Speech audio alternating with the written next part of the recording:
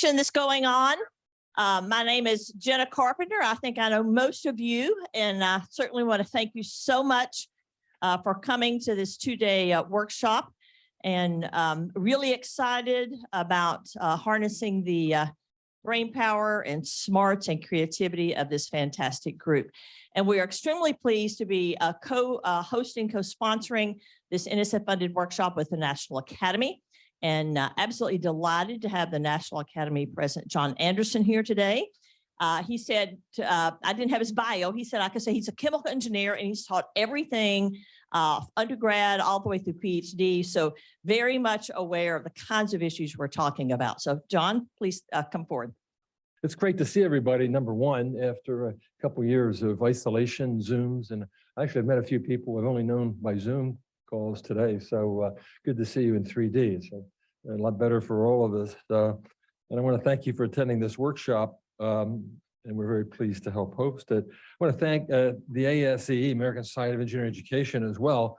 I didn't realize that there are ASCE is almost 130 years old if you count the founding in 1893, which is incredible. I've been involved in it. I was a department head and the dean of engineering, was involved in ASCE for some time. So anyway, we're pleased to be in collaboration. Also the National Science Foundation, which has been just a stalwart of support for STEM education over the years. I served on the National Science Board for 6 years recently, and the NSF not only funds research, but it funds educational efforts as well, and research into education. So it's a great thing. You know, the ultimate challenge, though, in all this, as I was telling Jenna, is to get people to listen to us, right? I mean, we have ideas and whatever. And I always like to say we want to make the choir bigger and make it, in fact, the whole educational enterprise. So when we think about initiatives, we got to think about how we get people to accept it. I'm a big believer in the social sciences. I think, for instance, that climate change action, things we're going to have to do, the challenges are not technology. The challenges come from the social sciences and getting people to accept things. So same with education, because when you're doing it the same way, people really don't always like change, you know, and we have to talk about that. So our one mission, there were two missions. One of our missions of the NAE is to promote the engineering profession, and that's why we're so interested in education. And a quote that somebody gave me that I can't remember who it was, but I like it. Education is not equal to the sum of courses, right? Education should be much more than the sum. I used to like to say that I thought our students learn 50% outside the classroom, 50% inside. Maybe that's not quite equal, but I think that's the gist is there. And so we have to learn about experiences. So much learning occurs outside the classroom, and it's experiential. So we're considering, and I know you're doing this, talk to Beth and her colleagues here, I think one thing we have to do is define the core of engineering. You know, I mean, for engineering, we all have to have some common elements, at least in philosophy and approach and so on. But we also have to recognize the multiple educational pathways for engineering majors, and that comes into advising and electives, extracurricular activities. I know that I was, when I was my freshman advisor, who was a very well-known, famous person, actually tried to talk me out of extracurricular activities, said it would take away from my classroom. Now, this is 1963, so it does you a little bit behind. But anyway, it wasn't very good advice, although he was an outstanding person there. I think, so advising and electives is really important. And I know I spent a lot of time advising students when I was a professor, and I thought I got a lot of satisfaction out of doing that. We also need, I like the word imaginative, we need an imaginative curriculum, because engineering at heart is a creative activity. Everybody says, well, engineers are problem solvers. Yes, we are. We're problem solvers, but that's one piece of it. The other piece is we're creative. And there's a good example of that. We have something called the Gordon Prize, sponsored by the National Academy of Engineering. And there's some universities here, I think, represented that people win it. And Jenna Carpenter just was a winning team 2 years ago for that. And that was for the Grand Challenger Scholars Program. But the Gordon, I think we should all be looking at the Gordon Prize over the years. I think we've awarded like 12, 14 times. and what kinds of things are done there, because it's all those prizes are given for creativity, if you look at it, not for analysis, but for creativity and leadership both. So this is important. And one that's really particularly interesting recently, which was done in COVID, we couldn't have an in-person celebration, is a man named David Kelly at Stanford. I don't know if you've heard of David. He started IDEO, a company, and he's gotten people from all over the campus, from all walks of life. And what David's showing is that, you know, it's not all mathematical, right? Not all mathematics. There's a lot of creativity, subjectivity in engineering, artistic value in engineering. And so there are many pathways and many ways to be creative. In the end, I think we're all engineers are somewhat quantitative. I think you have to be quantitative, but you don't have to be a mathematician. You have to just have certain levels of that. Social awareness is something that's been impressed upon me recently, and I hadn't really thought much about it through the last several years about how we should be teaching social awareness and more social sciences in the curriculum as well. And we need diverse backgrounds, of course. That goes without saying. You can't make good decisions without diverse input and diverse teamwork. So, and diversity of goals. I think one of the things that I've had to fight over the years when I was a department chair, dean, or when I was president of university, is that everybody says, you should be like MIT, you know? And I said, well, we can't be like MIT, you know, it's not possible. We shouldn't be like MIT. That the school should have some flavor to themselves too, and there should be some experimentation that goes on. Things are a little different. So the school I was at, Illinois Institute of Technology, is different than MIT and serves and has different characteristics. Okay, we serve some 35% of our undergrads are on Pell Grants. You know, so we have disadvantaged students that come in, and our goal is to make them better and good, not just engineers, but in all fields that we offer. So diversity is important in many respects. And when the representation of engineering among certain groups falls below the per capita representation in the country, we call that underrepresented. So women are underrepresented in engineering, not as much as they used to be, but still underrepresented. And of course, racial ethnic minorities are some of them are underrepresented. And as John Slaughter said in our first Engineering and Society talk at the annual meeting a couple of years ago, we are leaving talent on the table. We shouldn't be doing that. And it's going to be critical. I have some committees. One's a Racial Justice and Equity Committee of the NAE, and the other one is a Business Advisory Committee. They're both coming together to point out that the next several decades, the white male is going to be very much a minority, and we're not getting immigrants as much as we used to because other countries are competing. So we have to use the talents of the whole country. So it's important. And let me reflect on a personal story about opportunity, equity, and luck. Some of you may have heard this before, but I owe everything to my engineering education. My parents came from a very low income situation, and neither one of them went past the 8th grade.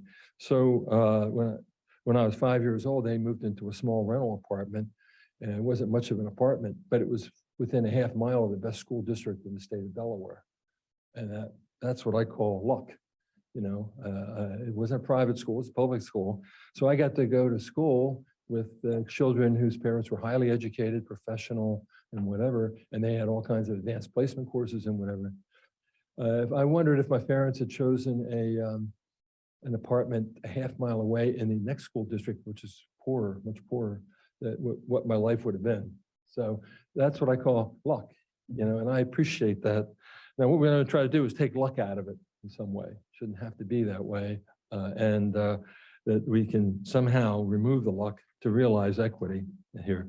And one way of doing this, and we did this when I was at Carnegie Mellon and IIT, is we have summer programs for students entering, and these are first they were for minority students. We found out when the majority students, white students, came in, they did better they took a summer program. So the programs got oversubscribed because people realized they got a better chance in college if they, it's called, we could call it onboarding, I think, bringing people in early. I'm a big fan of that.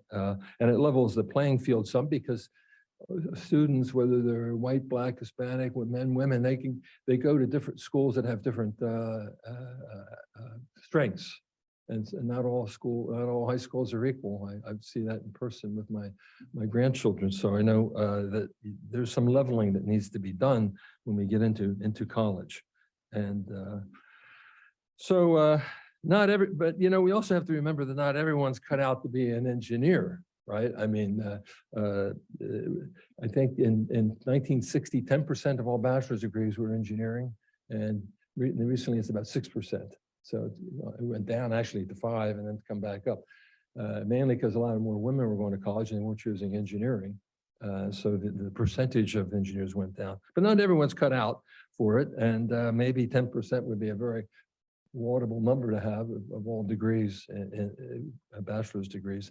But we emphasize quantitative skills, creativity, and interest in things. And then we don't use the word creativity enough in engineering education. And we're doing more of that with makerspace and things like that, but creativity is important. And finally, and I don't hear this as much as I did. I mean, engineering requires hard work, but that's an asset when you graduate. I mean, I am convinced that companies like to hire engineers because they know how to work. And they're used to it, managing their time, getting things done, problem sets, et cetera, et cetera. Now, you don't want to be too repetitive and all, but it's important. My son called me when he was a sophomore in college studying mechanical engineering. And he said, Dad, he said, this is just too much work. I'm paying his tuition, too much work. And I said, well, I said, what do you mean? He said, well, my friends, they're in other disciplines and they're out and they're partying during the week and everything, and you imagine, you've maybe been in this position before. I say, just hang in there, Brian, because you're going to get rewarded later. He keeps thanking me for it because he did hang in there and he's doing very well. He got an engineering job and whatever. But you get the hard work. Don't minimize the value of hard work in anything, but especially engineering and focus. I think that's key. When we find people with these three attributes, we really want to encourage them to be engineers. We need the people in engineering. We need that kind of talent. This conference will cover topics and various pathways and inclusion of students and developing their skills, and especially in first 2 years. And another thing we found, I think we found in the engineering community in general, is if we started offering engineering courses in the freshman year, we had a better chance of retention. Instead of saying like I did, I had to wait 2 years to take a chemical engineering course. What is chemical engineering? I don't know. Now we do it now in the freshman year, finding out you don't have to have 3 semesters of calculus to do some engineering and do teamwork and stuff like that. I'd love to see it get down in the high schools as well. So I think that's really important. Community colleges, and I think that's a great stepping stone, underutilized. I know at IIT, about 1/3 of our engineering class came from community colleges. We really relied on, and they were good students. I taught in the classroom, and it's really some of the best students came from community colleges. There's a lot of reasons to go there, and you can be just as good, if not better, than students who go to a 4-year college, but the personal reasons we do that. And finally, in retention, I've noticed a big difference between public and private universities on retention. Retention is absolutely necessary in a private university because we need the tuition income, okay? Public schools don't always see it that way, but private schools do. But it should be more than that. We should be dedicated to 100% retention if possible. It's not going to be possible, but if we can get up there.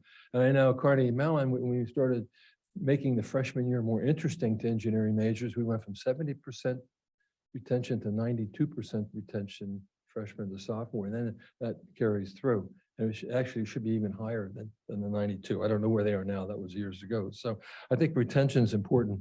I was in the group that said, look to your left, look to your right, that stuff. And that makes you feel real good, right away. But we don't want to do that. So weaving in, not weeding out. I love the title of your conference. Fantastic. And I think it's for the good of our profession. So we're We're pleased to host this workshop with the ASCE. I want to thank our staff, actually, Beth, Joanna, Shanice, and the others who work in here.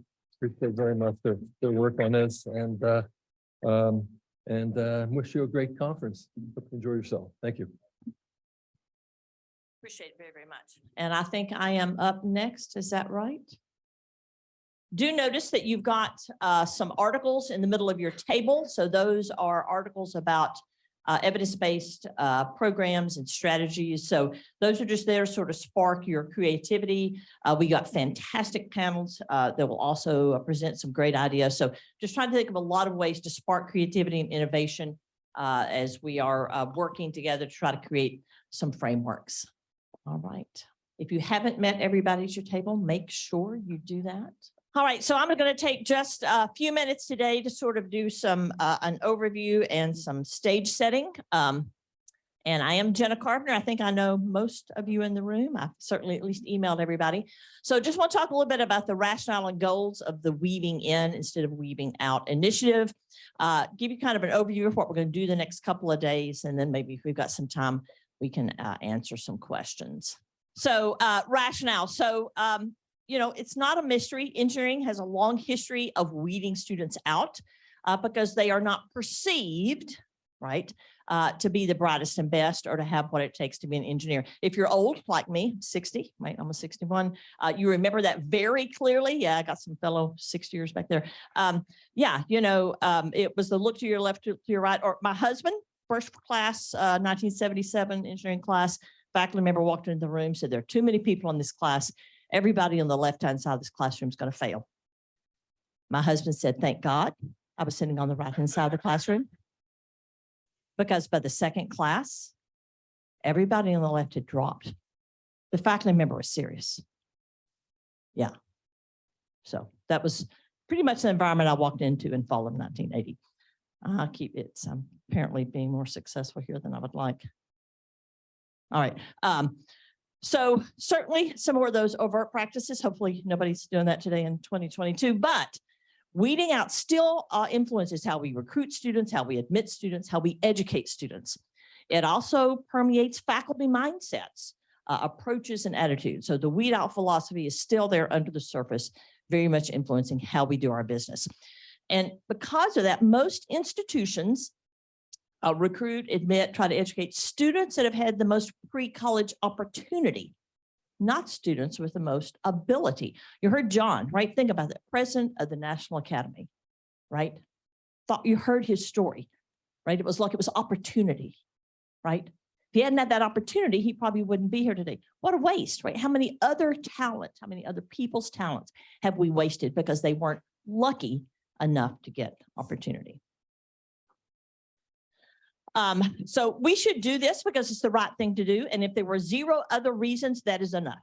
So I want to start off by saying that. There are other pressures. So hopefully, my hope is that some of these other pressures are going to catch people's attention that we have not been successful in catching their attention. John referred to the declining birth rate. Most developed nations have a declining birth rate. We know how many kids are going to be going to college for the next 18 years because we know how many kids there are. We don't let people in from the outside anymore. So if there aren't enough sixth graders this year, there's not really anything you can do about that today. For about a decade, women have outnumbered men in college 2 to 1. It's not changing, gotten even worse during the pandemic. Means somebody needs to be paying attention to the boys, right? I've got a boy engineer, right? Yeah, so they're important, but what it means is that from the students who show up on our campus is increasingly they're female. About 8 years ago, public kindergartens in the United States were majority minority students, historically underrepresented minority students for the first time in US history, and that's not changing. We have growing workforce needs. We need a more diverse engineering workforce because we have all these complex problems to solve, and we know diversity of thought and experience help us be creative. And of course, just nationally, there's an increase in diversity, equity, and inclusion and social justice issues. Although, unfortunately, I saw on one of the news services yesterday that some of that interest is waning, unfortunately, but hoping to capitalize on these multiple pressures, right? I am a former NSF Advanced PI, right? Yeah. So if you want people to pay attention to these issues, you need to think about all kinds of reasons, because the reason that resonates with person A isn't going to be the reason that resonates with person B. And so by pulling all these together, I'm hoping we can get enough people interested and on board. So we have got to change the way we recruit, admit, and educate engineering students. We have to welcome a much broader spectrum of student to the table, and we have to enable their success if we're going to have any hope of meeting workforce needs and national competitiveness. This matters to everybody. We have to stop turning away students with ability because they lack pre-college opportunity, right? Okay, I came from a small rural high school. I was a valedictorian. I took every freaking math and science class they offered, and I was unprepared when I showed up at college. I placed into calculus and was lost as a goose. Okay, I was lucky, like John Anderson, had a roommate with a good teacher. My teacher, bless his heart, was not very good. And so I went to that class, just sat in on it, couldn't get in it. And so I could understand what he said, so I made it. Although there were topics in algebra and trig that I'd never seen, so I taught the courses myself, not the best way to go through, right? But, you know, we've got to stop doing that. We've got to stop making people be lucky to get through. So our plan, we had some brainstorming sessions this past spring. Many of you were involved in those, trying to create some ideas, identify key themes. Earlier this month, we had a listening session with students with IRVA, Engineering Research Visioning Alliance, NSF-funded program, who's advising the NSF on what they should fund in the next 2 or 3 decades. I will tell you that the session I was moderated was fabulous. We asked them what attracted you to engineering, what has facilitated your success, and what has hindered. Can I tell you that in our group, one of the savvy PhD students observed that everything we said about what enabled your success was people. It was an advisor. It was a peer. It was a mentor. It was a faculty member. They said, nobody said a textbook. Nobody said a course. 100% of what enabled their success was people. I'm not sure we've ever thought about that before. We will be doing, of course, we've got this conference, and our goal here is to create this draft framework. And then we'll be doing some virtual listening sessions in the spring, getting additional input and feedback on that framework. All right, so our goal here is to create a framework of evidence-based practices around recruiting, admissions, onboarding, and skills development. Those are the kinds of things you're going to see in those articles. Those are the kinds of topics that our fantastic panelists are going to be talking about these next 2 days. And again, our goal, I'm founding dean at Campbell. I don't know that everybody knows that. So when you build a school from scratch, you can do what you ought to do instead of what everybody else does, right? But if you're an existing institution, you can't tear down the buildings, throw out the equipment, fire everybody, and start over. It doesn't work, right? So how do we help institutions make these changes? We do every evidence-based thing that we can possibly think of. Anything that I know that exists that we can do, we do. But not every dean knows what exists, right? So how do we help and make this easy? How do we make it easy for institutions to do that? That's our goal with this framework. So we have 5 panels: recruiting, admissions, transfer pathways, historically marginalized groups, onboarding, and student skills development. Skills development will be time management, self-discipline, things you heard John talking about earlier that are key and important. We're going to hear from the first 3 panels today, and then we're going to work in breakout groups on your table to start drafting these frameworks. So I am going to ask that you take notes during the presentation so that as you're developing the frameworks, you've got some things to refer back to. As you have time to glance at some of those articles, those should spur some additional ideas. At the end of today, after you finish your breakouts, we're going to do a gallery walk of your draft frameworks to try to create some cross-fertilization, right? There are dinner groups tonight, so if you haven't signed up sometime today, out on the table, I believe, are dinner groups. If you'd like to go to dinner with folks and chat about these, that would be a great opportunity to do so. Tomorrow, we'll have the final 2 panels. We'll go back to those frameworks and make changes in those, do another gallery walk, and then pull that together with a final framework for all of us. So again, take notes again tomorrow as well.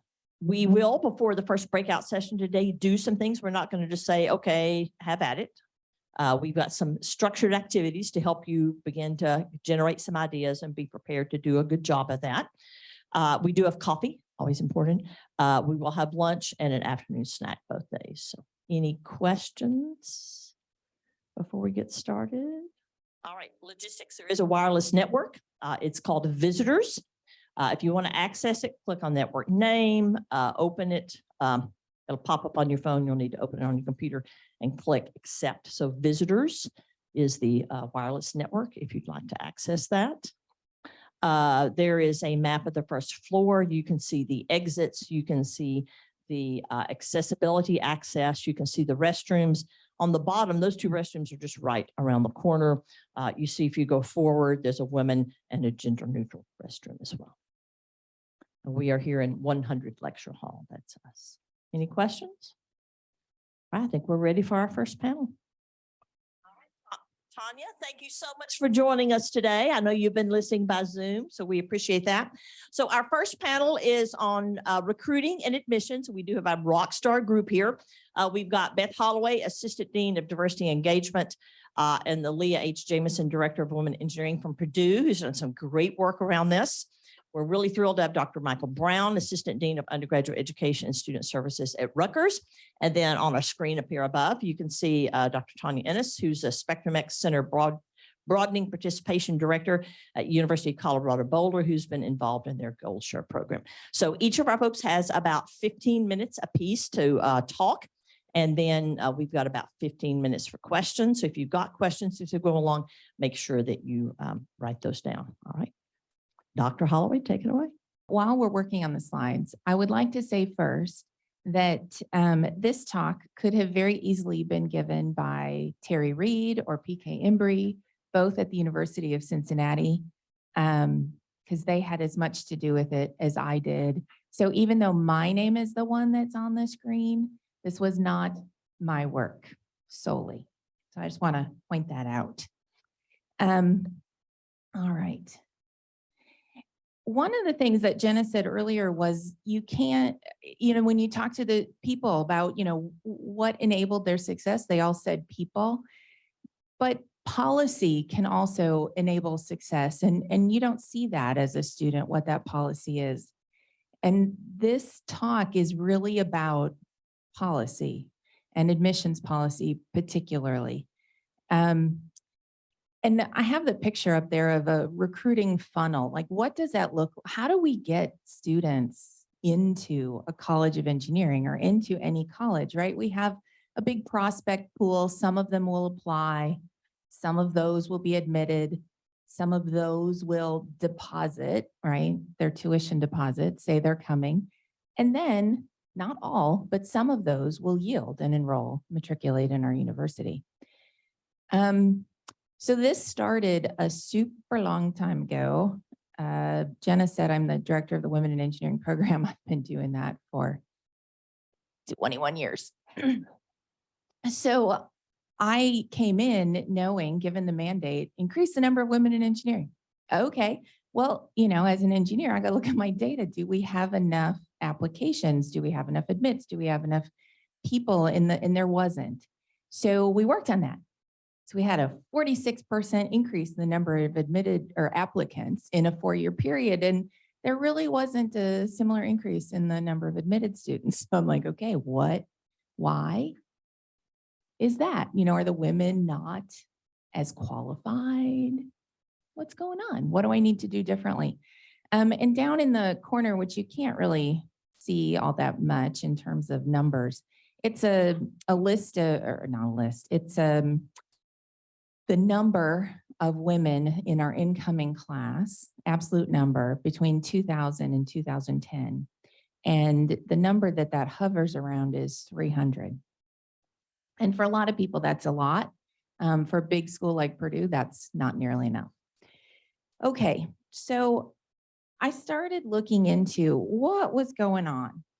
And it turns out that if you do some, statistical analysis on 5 years worth of applicants, this is whole data, so this isn't a sample. This is every student who applied to Purdue's College of Engineering. And you can see the ends are pretty big there, somewhere just north of 7,000 for women, somewhere between 20 and 30,000 for men. When you look at the medians in bold are the ones that are statistically significantly higher than the men. Now, p-values are all like 0 because that's a big number, a big sample size. So we have to look at effect sizes. So you can see the effect sizes there, and the ones that are starred are ones that are significant. So what do we see here? We see that the women who apply to engineering have higher overall GPAs. That's the entirety of their high school GPA.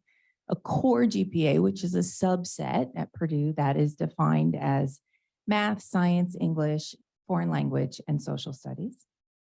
And higher class ranks. Now, most high schools don't really do class ranks anymore, but this was in the period where we still had some data around that.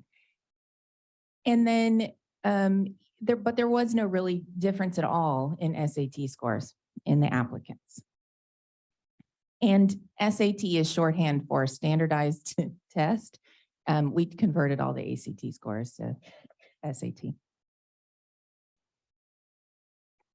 So this is a different way of looking at it, some box plots, which shows you a little bit more about the distribution of the data. And, I just picked 2 of those metrics, and I'm using these 2 throughout, so you'll get used to seeing these. Now, a box plot, you see the squares there. The squares indicate the middle 50 of the data. The line through the middle of the box plot, or close to the middle of the box plot, is the median of the data, and the little circle thingy in the middle of the box plot is the average. It's the mean. The whiskers are, 1.5 of the quartile, more statistical stuff. And then all those little asterisks are outliers beyond that.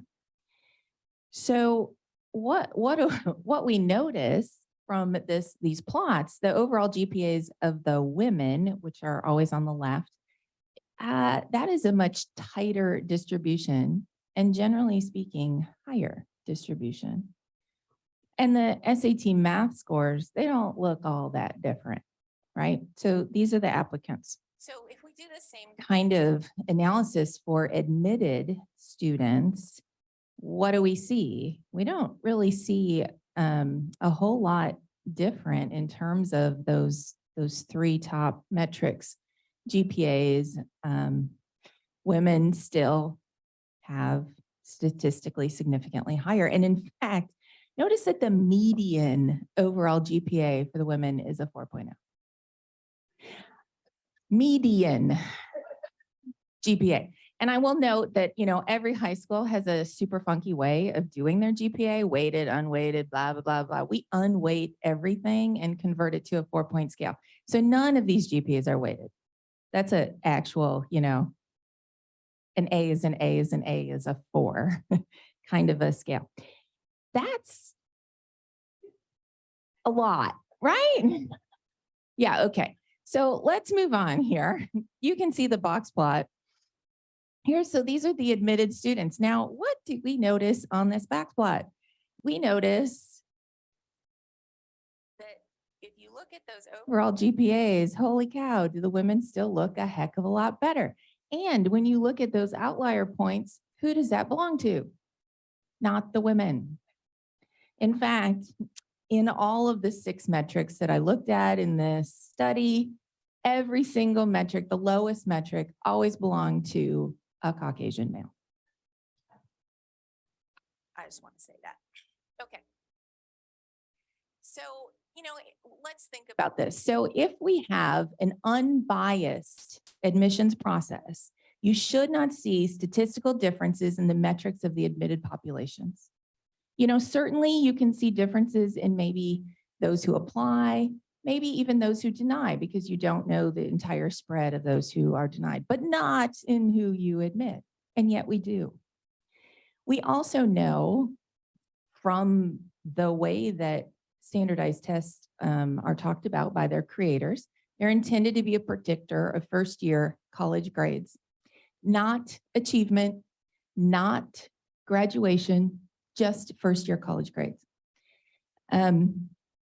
As of 2010, all of the research at that time, and I know it is still true, high school metrics are a better predictor of first-year college grades than standardized tests.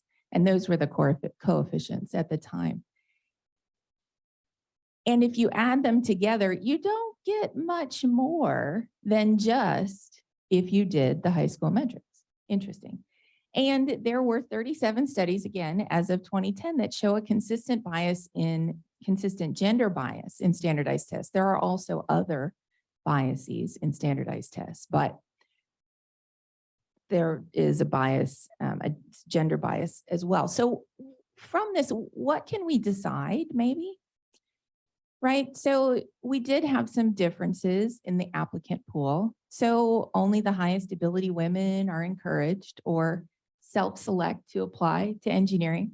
And men with a much wider range of academic ability are either encouraged or self-select.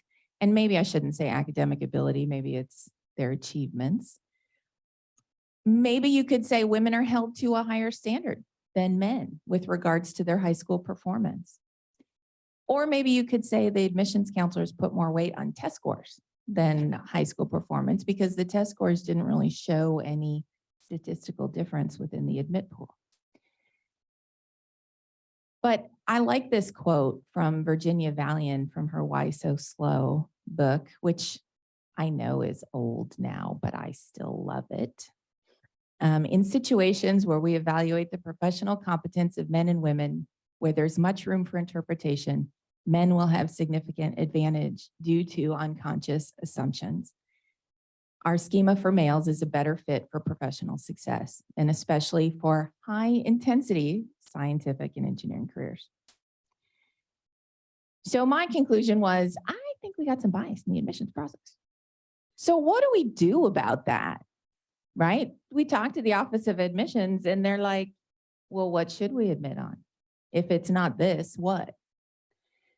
So that's where the modeling comes in. And this model very much was the work of PK Embry and his colleagues and graduate students. So I am not the expert on this, but you have the expert in the room right there to talk about it.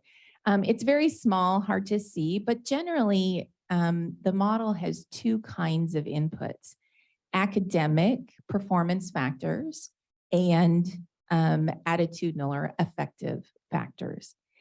And then you can use some of these in combination to make predictions, right? You have all of this data and you can see what falls out in terms of what's important or what's correlated with success.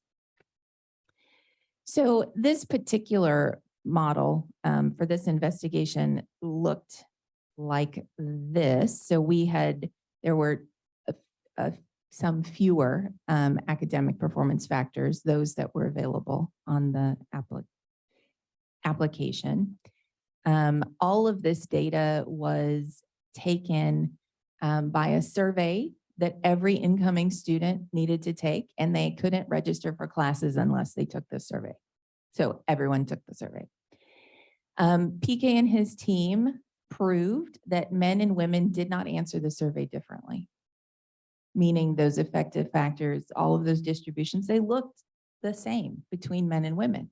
And their conclusion was that the survey was sex invariant. But the interesting thing was that when you look at what correlates with success, those factors do fall out differently. And this is one way to look at it. I like these little spider plots.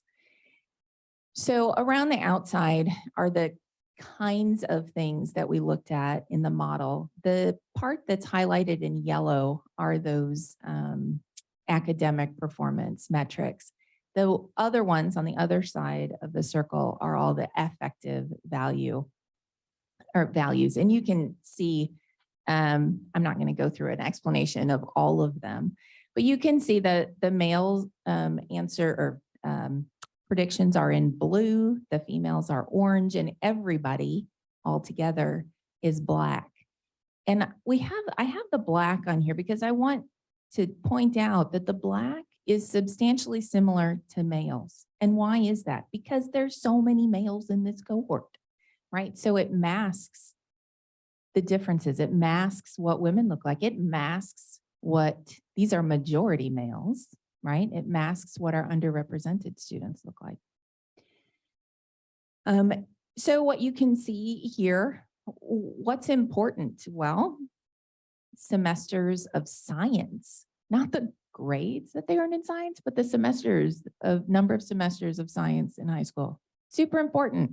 Semesters of math is really important for men and not for women at all. SAT math seems to be important for both.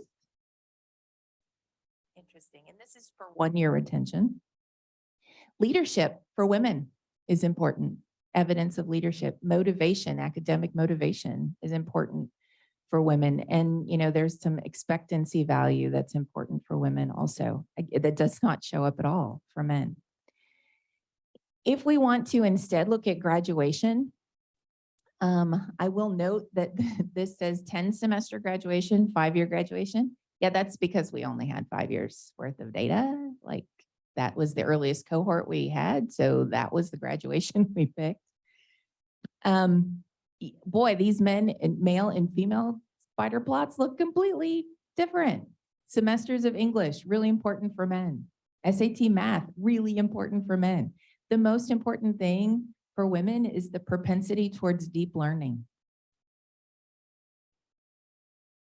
Interesting. The point is they're different, right? And semesters of science and the average science, that's average GPA in their science courses. Those are more important for women and not at all important for men. So, you know, the point is that things that are the factors that are important for different people are different between men and women. They're just different. So can we admit differently based on this?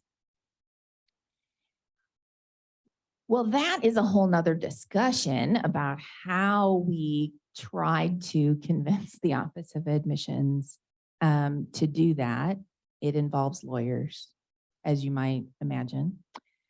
But we did get them to ask us, what is important to you when we're admitting students to the College of Engineering? And we're like, okay, yes, let's look at this. And they said, well, you know, can't admit men and women differently, need to use the same criteria. We're like, excellent, let's use the criteria that is correlated with women's success. And they said, ooh. And I said, well, you've been using the criteria correlated with men's success for about 140 years. So can we swap that for a while? I didn't quite say it like that, but it was really close. There was some agreement by the lawyers. And so admissions went off and did their work. And after 2 years, we were like, let's run those analyses again, see what happens. So on the left, you have a plot, the box plot before, this is overall GPAs, and before the change, and on the right, after the change. And what do you notice? Okay, you notice the women's box plot looks no different. But what is different? The men's box plot. We stopped admitting men that didn't have as strong of a record. Shocker. When you look at the SAT math scores, before and after, right? Before they look fairly similar. After, that's a bigger difference, right? Now, interestingly enough, those medians in the after between the men and the women is 35 points. And I don't know if you remember, but the slide earlier said there was a study that said that the bias on the SAT is about 35 points. So to me, those are equal. Interesting. So how did this turn out in terms of numbers? Let's look at some numbers. So this is a graph of 23 years of data from the year 2000 to the year 2002, or no, sorry, 2022. The bars are absolute numbers. The dots our percentages, and I have some trend lines. And the yellow trend line is before the change. The black trend line is after the change. And you can see when we made the change, there was a step change in both the number of enrolled students and the percentage of those enrolled. There was a significant difference in the number who were admitted. We had same conversations with people who awarded scholarships, by the way. And then you see in 2022, you see that red dot. That was this year's class. And you notice that was also a step change. And that was a step change because I was tired of seeing this number around 26 or 27%. And I went back to admissions and had another talk with them. Now, PK is not at Purdue University anymore, and we don't give that survey to every incoming freshman anymore. So I don't have that to redo that modeling. But what I do have is all those applications, and I do know who graduated and who didn't graduate. And I know who's enrolled in the College of Engineering and who's not. So, you know, we just took all the students enrolled in the College of Engineering over a 5-year period, looked at who graduated, who didn't graduate, and then looked backwards at what was on their application that we could quantify.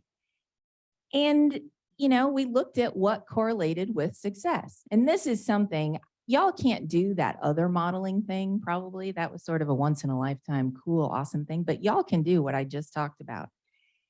And it turns out, I'm gonna drop a bomb here. Standardized tests have no correlation whatsoever with graduation. It was perfectly neutral. Like it wasn't positive, it wasn't negative, it was like nothing. Yeah, shocker. Okay, but for women, the things that did positively correlate, core GPA. So the odds of success, odds of graduation increased by 163% with each unit increase in core GPA. Lab science years taken, odds of graduation increased by 27% with each semester taken. Incoming test credits, which we had, those increased 4% for every credit. Now, y'all's data may be different than this, right? This was very institutional specific. But I had this data and I went to talk to admissions and I'm like, just so you know, we did this study. This is what we found. Now, I know that y'all are asking, did you just focus on women or did you look at other groups too, right? In the first set of modeling, we did look at underrepresented groups. We did not have enough in the sample to do the modeling the way it really needed to be done. But we had some preliminary results and there were a few differences between, for example, women and underrepresented minorities, but they were more along the lines of women, right? Those effective values are more important. And the traditional, what do we admit based on, is less important. We did this most recent study and we broke out race, ethnicity, residency, and first-gen students. And I did share all of that with our Office of Admissions. And it turns out that the only group that benefited from my little talk with admissions was women. So I still have more work to do because we didn't get more underrepresented minorities. We didn't get more first-gen students. So mixed success here, but it did make a difference in one population. So recommendations for this meeting, like what does this mean for all of us? Well, I think we can probably conclude that some level of bias is built into admissions decisions. And the admissions process, or policy, if you will, is a gatekeeper for diversifying engineering. And instead of trying to work around that, or maybe I should say, in addition to trying to work around that, maybe we need to work on that problem too. Admissions processes can work for or against underrepresented populations, and generally speaking, they work against underrepresented populations. The standard metrics for admissions decisions tend to be more correlated with majority men's success. And that's not really surprising. right? I mean, majority men are the ones that were mostly in colleges of engineering for a really, really long time. And so all of our institutional knowledge about what it takes to be successful in engineering is built on that experience, with those students. But I also want to point out, again, one more time, standard analyses to understand correlations between admissions factors and success mask differences for underrepresented populations. And so if you're going to do this study, you really have to disaggregate your population. So we've been saying that also for 20 years, but I just wanted to make sure we said that one more time. And that's it. I was asked to make a slide with all my info. There it is. I could talk for more, but I'm not going to. Thank you. So I will say my talk is not as data driven when we talk about stats and information. I'm here to talk about, first of all, my name is Michael Brown from Rutgers University. I'm the Dean for Student Access and Inclusion for our Rutgers School of Engineering, leading our Office of Student Access and Inclusion. So we have a focus on recruiting and retaining and getting students to and through our engineering program from diverse populations. We have a very specific program called the Engineers of the Future program. So I'm here to talk a little bit about how we work with this population, how we attract them to our institution, how we work with them as they're coming through engineering, the services and support that we offer is so more focused on the how we actually engage with these students to get them through our pipeline. So thank you for having me, and thank you for allowing me to be a part of this conversation. All right, I think we're loaded up here. All right, so we look at the larger pillars of just what we focus on within our unit and the population that we work with. We have a core focus on, advising our academic development, our comprehensive summer institute, which is, I'm a strong believer when it comes to our summer bridge program, that is a core component in making sure that we prepare our students for what to expect in an engineering program. And last but not least, our professional development. Let me also add that I am a graduate from the Rutgers Engineering program. I studied here, so all of this work that we're doing, not only is it work, it's also personal for me when we talk about how we can grow and strengthen the experience for our students.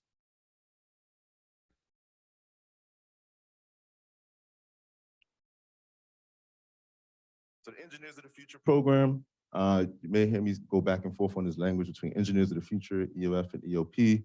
It really is established off of a model within the state of New Jersey for the Educational Opportunity Fund, which is a program focused on helping low-income first-generation students get access to college and support to get through the institution. That is how we were first established, how we were first set up within the university. Because of the success over the course of 40 years of working with this population and making sure that we provided the resources for them to get to and through our program has expanded. So we now have a subset of students that are not just funded by the state, but also funded by the institution. And our services have been widening to support as many students as we possibly can that are coming in through engineering, particularly from diverse pools of students. So underrepresented minority, women in engineering, first generation, low income students to provide those resources that we know will help them be retained within our program.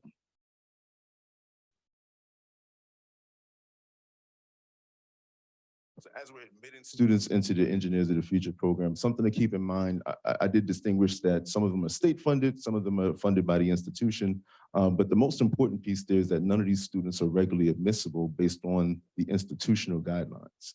So if we were to look at everyone that comes through our process, comes through our program, none of them would have been admitted if we look at the standard guidelines for the school, because we have a more holistic approach. We have a strong relationship with the schools and programs that we're recruiting our students from. And it's just important to making sure that students have a relationship with the school because there's also a family and personal component there for them to understand, what they're getting into and that they're actually going into an institution that they trust and feel good about. So there's some personal components there that also connect to students coming through our programs. So some of the key pieces there when it comes to how we support them and how we approach working with them.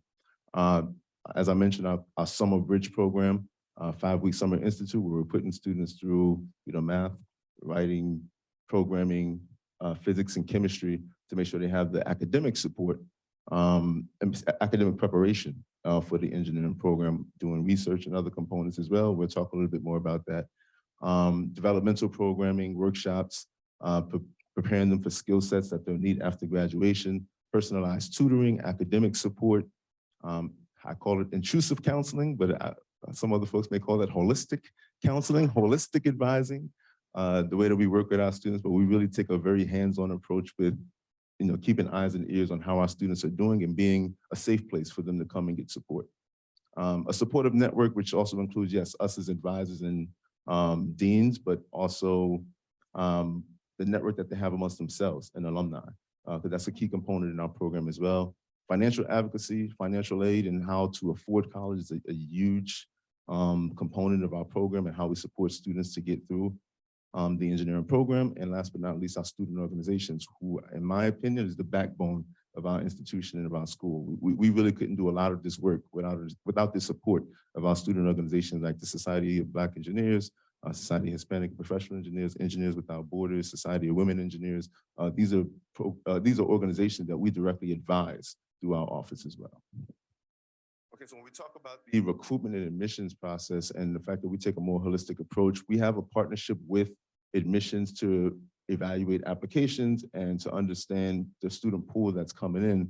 But what we started to notice is that being a large institution like Rutgers, Rutgers School of Engineering is one subset within Rutgers University, as it is at many of your institutions. So when we look at the pool of students that they're recruiting, they're typically looking at feeder schools for the larger institution or feeder schools for the School of Engineering as a whole. They're not particularly focused on where the feeder schools for these smaller demographics like underrepresented minority, women in engineering, first generation low socioeconomic status. I can't speak right now. Well, where these students are coming from within the state of New Jersey or out of state. So when we build our partnerships with schools, high schools, community-based organizations, we really take a very hands-on approach to building relationships with them, doing programming, bringing them on campus, National Engineers Week, whatever it may be, making sure that we are inviting them so that they see that they have the ability to be successful within engineering. Once they're actually admitted, we're talking about how do we support them, and I mentioned the Comprehensive Summer Institute. So we have students coming on campus for a 5-week summer institute. They're doing, once again, the math, the physics, the chemistry, writing, which students ask about all the time. Why do I have to take a writing class as an engineer? And doing research and hands-on projects to better engage with engineering, immersing them in the engineering experience within their first year. A lot of folks see this as a lot of institutions or programs look at the Summer Bridge program as almost like a boot camp or an opportunity just to kind of give them some academic support. In our eyes, it's an evaluation tool, more so than anything. It's not really just to give you we have 5 weeks to really put you in these classes. We can't teach you everything that you need to know for your first year calculus class or your first semester calculus class in 5 weeks. But what we can do is better understand how we can provide the resources for you to be successful.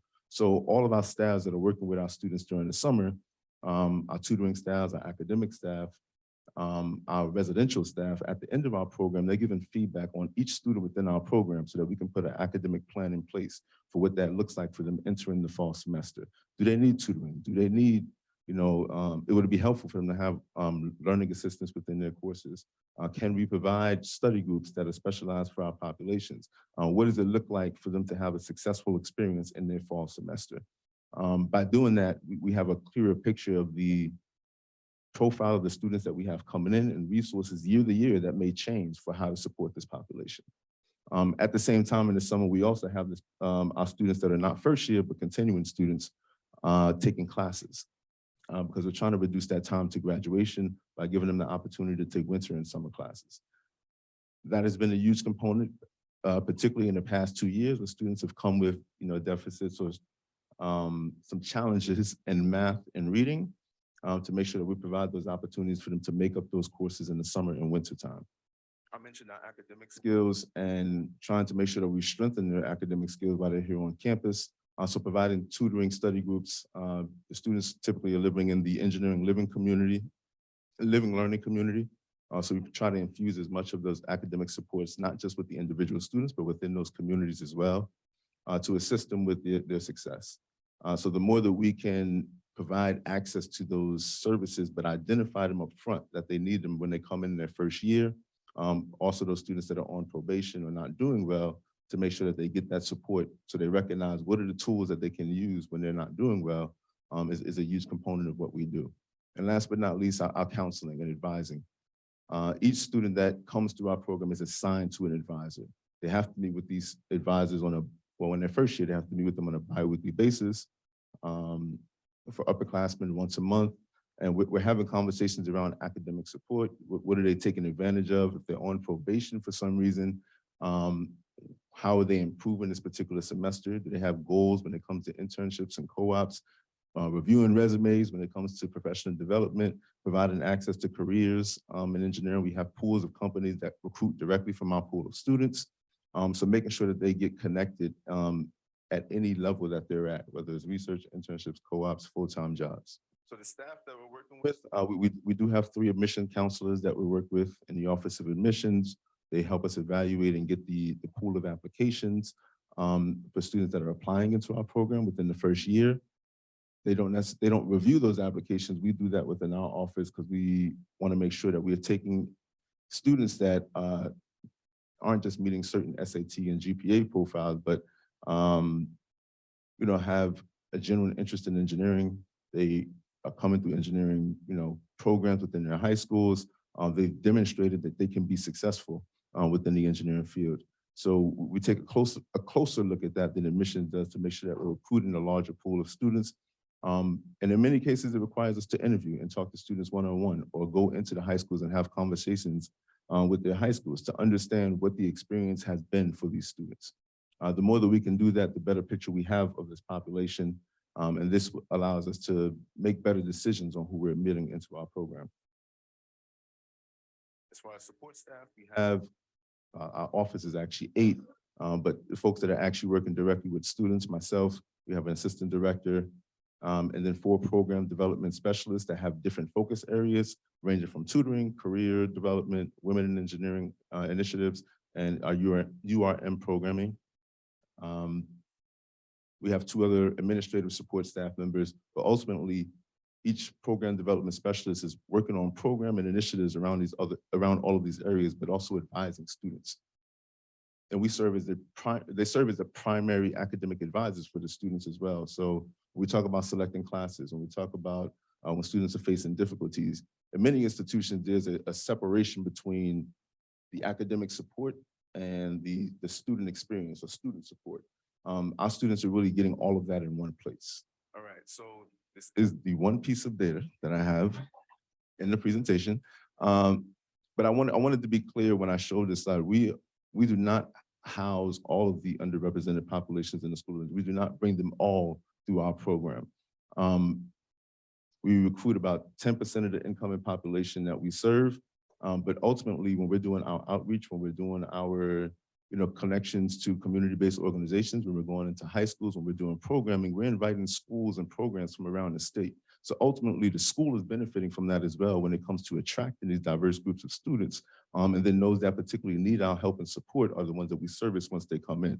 So we've been able to see growth when it comes to our women in engineering and URM populations as a school, as a direct relationship with the programming and support that we've offered to our students. So while there's been a 9% growth in the entire school when it comes to the student population, the biggest growth has been seen in these areas that we focus on. Here are some numbers about the number of students that we're working with. Currently, we have about 271 students still straddling that line. We have students being cleared for state eligibility. But all the information here really just speaks to the fact that we have students that are still performing well, being retained in their first and second year. And something to keep in mind with that information is that these are students that wouldn't have been admitted if it weren't for our program. So ultimately, we're taking students that wouldn't have been admitted into the School of Engineering and graduating them at equal or greater rates than the general population because of the type of support that we're offering to our students. So while all this data is great and it shows that our students can perform and they're doing well, it's also something to think about that these are students that the institution wouldn't have necessarily pulled in. So what can we do differently to make sure that we're continuing to provide broader services? and really impact more students that would benefit from our resources within our department.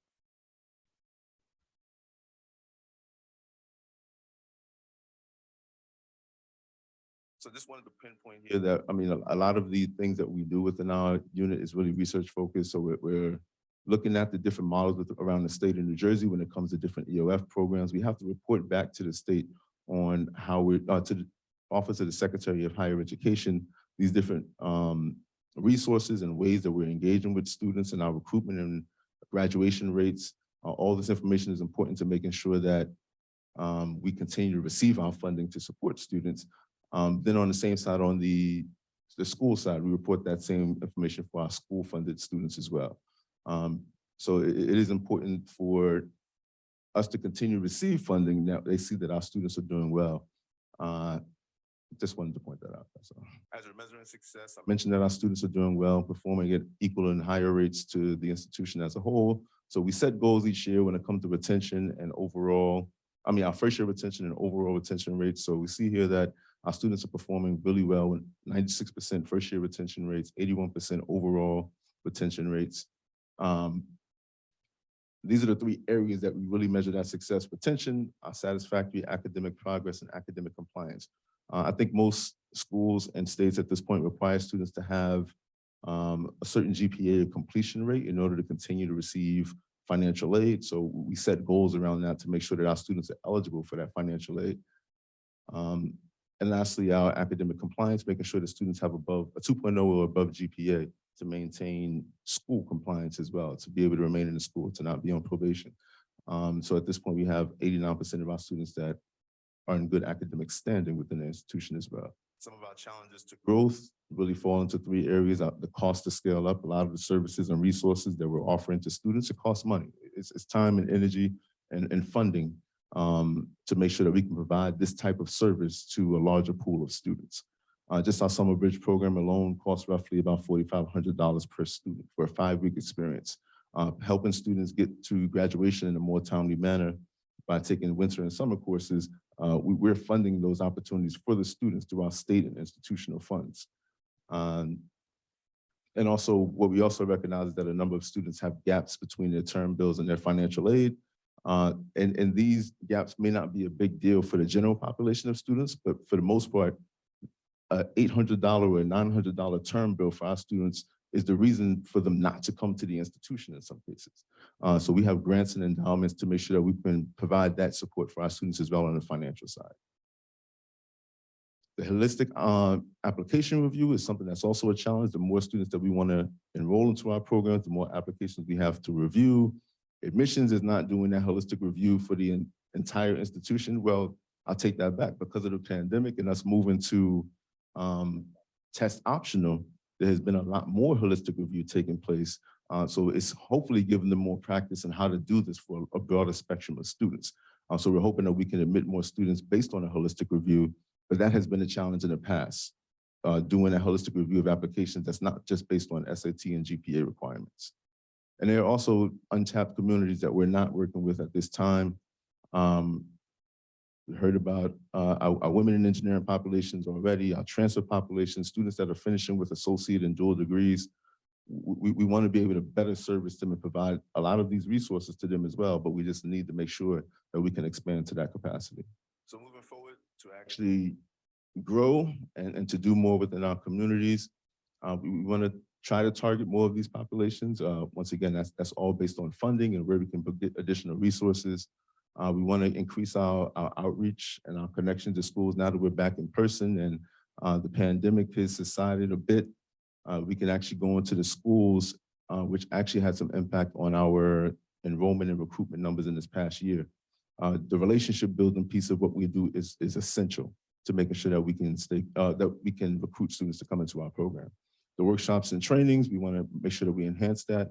And ultimately, we want to reduce the time to graduation for our students.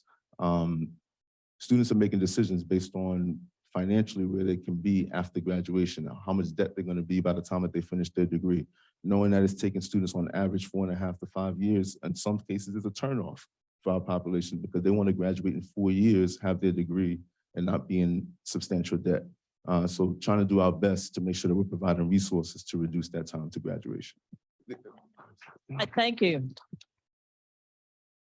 All right, and our last panelist will be Tanya Ellis, who's presenting via Zoom. So thanks so much, Tanya. We'll get your slides up and you can take it away. Thank you, Jenna, and thank you for inviting me to be a part of this this conference and this panel. You know, we have the same experts in the room doing the expert work, so thank you so much. I'm Dr. Tanya Ennis. I use she, her, hers pronouns, and I'm currently the Broadening Participation Director for both the Spectrum X Center and the Resource Support Office at the College of Engineering and Applied Science at the University of Colorado Boulder. And today I'm going to talk to you about some of the things that we've done with our Engineering Gold Shirt program. You see the emblem to the right, which is the element gold, right? Because we see our students as gold and precious. And so we do whatever we can to help them to succeed. So next slide, please. And so our program was supported by the National Science Foundation early on back in 2008 and 2009. And I want to be clear and say I did not found the program, although I was the founding director. We have some really creative and you know, very actively involved folks in our college, namely Jackie Sullivan. Those of you who know Jackie has done some incredible work at CU Boulder, Brian Argro, Beth Myers, Beth Fui, to really look at this. And so they did the initial grant application with NSF to get us our program going. So we are the original Red Shirting and Engineering program. And we spent a lot of time with other universities helping them to get started as well, including the Red Shirting and Engineering Consortium. We just finished up our 5-year grant with a year extension, an STEM grant. And the universities there are listed where we've replicated the program across the country. And so our program is basically a first-year transitional program, right? That's designed to create an engineering workforce capacity and increase diversity in engineering through that first year performance enhancing year and beyond. We found out the first year is not enough. So we had to continue providing this pathway for students historically underrepresented in engineering, right? And so we adopt a lot of high impact practices, advocate for students, a lot of what Dr. Brown and Dr. Holloway just talked about. We want to ensure the success of these motivated students who were not directly admissible to engineering because CU Boulder has such high admissions requirements and criteria. So we want to promote them becoming our future innovators and leaders in engineering. Next slide, please. And so what is this red shirting and engineering thing? So back then there was a concept of, you know, students in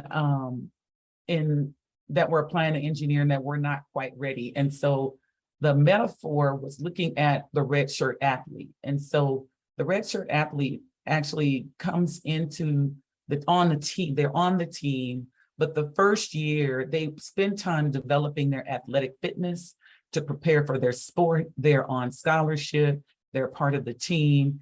And so the idea was to create this program that was an academic red shirt.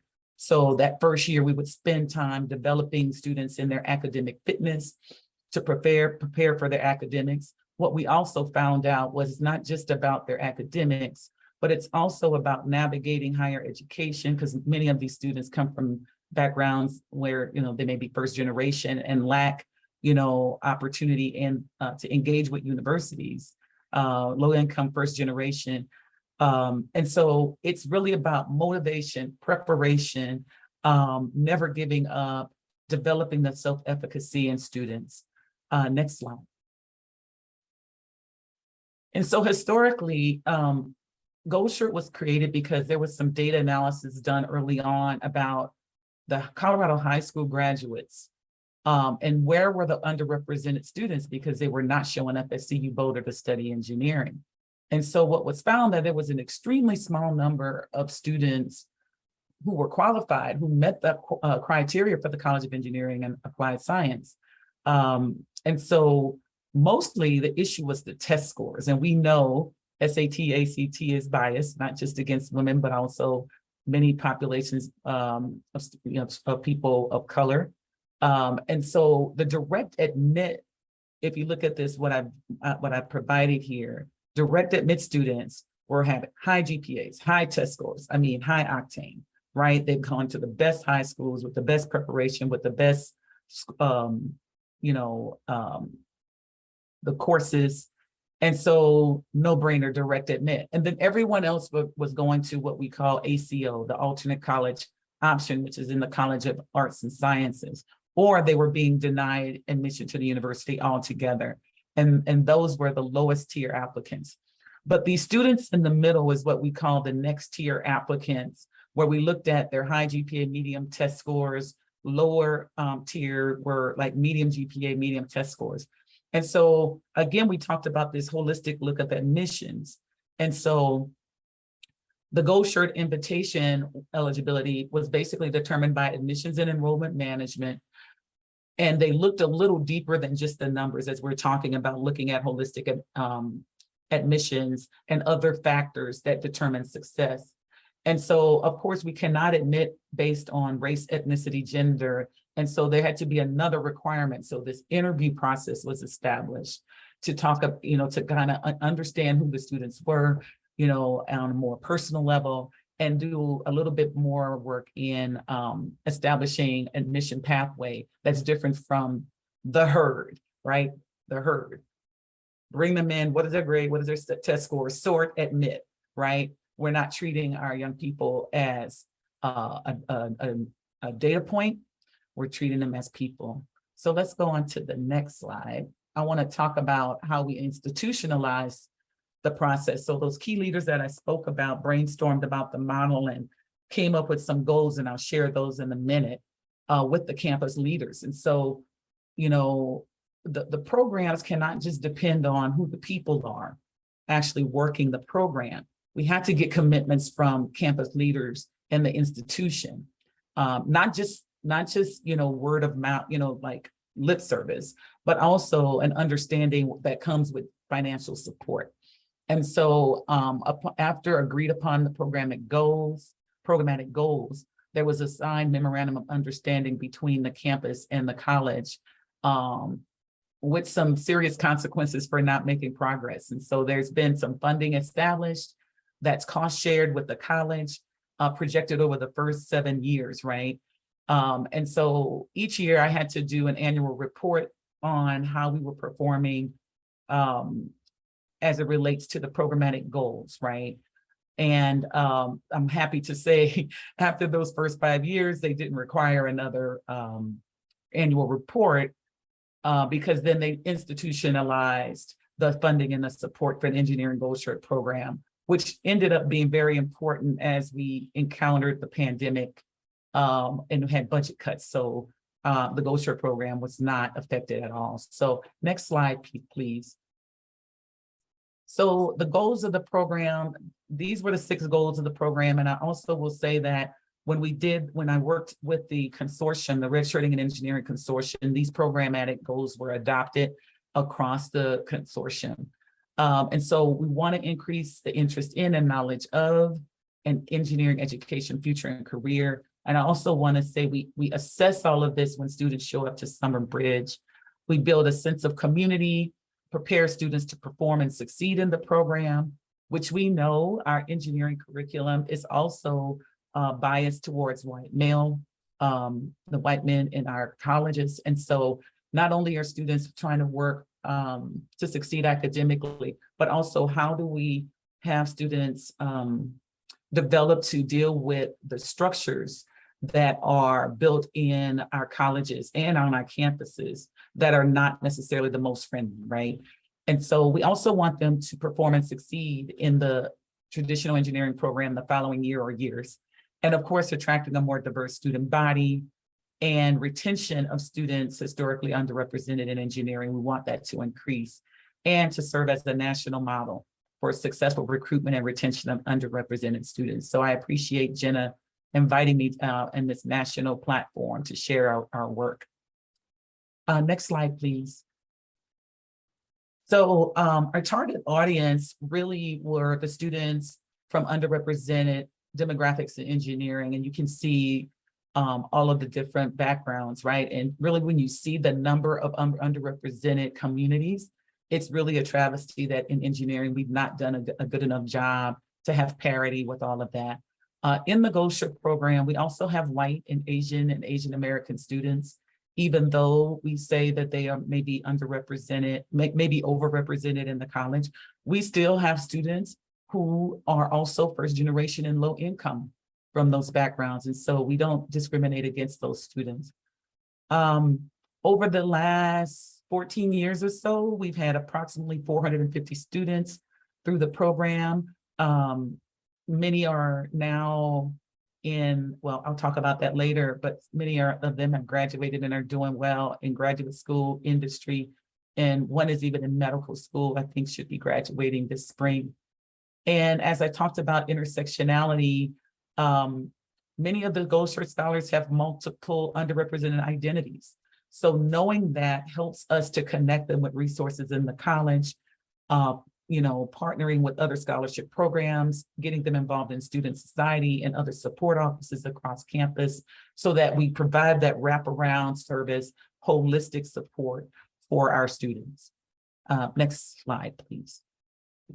So I wanted to talk a little bit about the selection process and enrollment. So it took a lot of work for our admissions office and enrollment management group in the college to partner in those early years.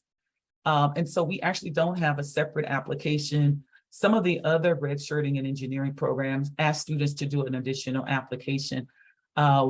Actually, recently we did move to that model, which has been a little bit of controversy, but we look at the students initially applying to engineering and look at the ones that did not get directly admitted, right? We had to make sure that they were admissible to the university and demonstrated motivation and potential to succeed through what we see on their essays and so forth. And so between admissions and enrollment management, they decide on who the list is and then send that forward to the Gold Shirt program staff. And then there's an interview and selection process where we do student outreach, and we actually ask the current Gold Shirt students to actually reach out to invite students to the interview, answer any questions, talk about their experience. And then we ask the students to write a statement of motivation so that we can assess their writing and their motivation a little bit deeper. And then the interview, there's an individual interview where we ask questions about their interest in engineering, overcoming adversity, preparation, and some other questions around involvement in community, because community is a big thing in the Gold Shirt program. And so the interviewers then assess, make recommendations, and then there's an invitation extended to the student to participate in the program and to come to a campus visit day, right? And so they get an offer letter, not just from the program, but also from the dean of the college, really encouraging them to participate. And then on the campus visit day, this is an opportunity to build community with the current Gold Shirt students, the Bold Center staff, which is the organization where the Gold Shirt program is operated out of, and with other Gold Shirt students, as I mentioned, and the College of Engineering and Applied Science staff, faculty. Okay, and then we also have student panels and a Q&A session for both parents and students, so they can ask any question they want and we try to answer it. Students are actually answering the questions. We also have a parent seminar that day that talks about financial aid, scholarships, campus resources. And we do this one session called Greatest Hopes and Greatest Fears. So we want the parents to focus on the hopes, and then we want to help them resolve the issues that they may be having about fears. Are the students going to make friends? Are they going to be isolated? Will they have enough money to come to school? Will they be homesick? And so we talk about all of that and help to resolve some of those fears so that when they leave for the day, they have a lot of hope. And then we offer a campus tour, including the residence hall, so that students can see where they will be living. Next slide. So I just want to share the demographic profile of students up through last fall.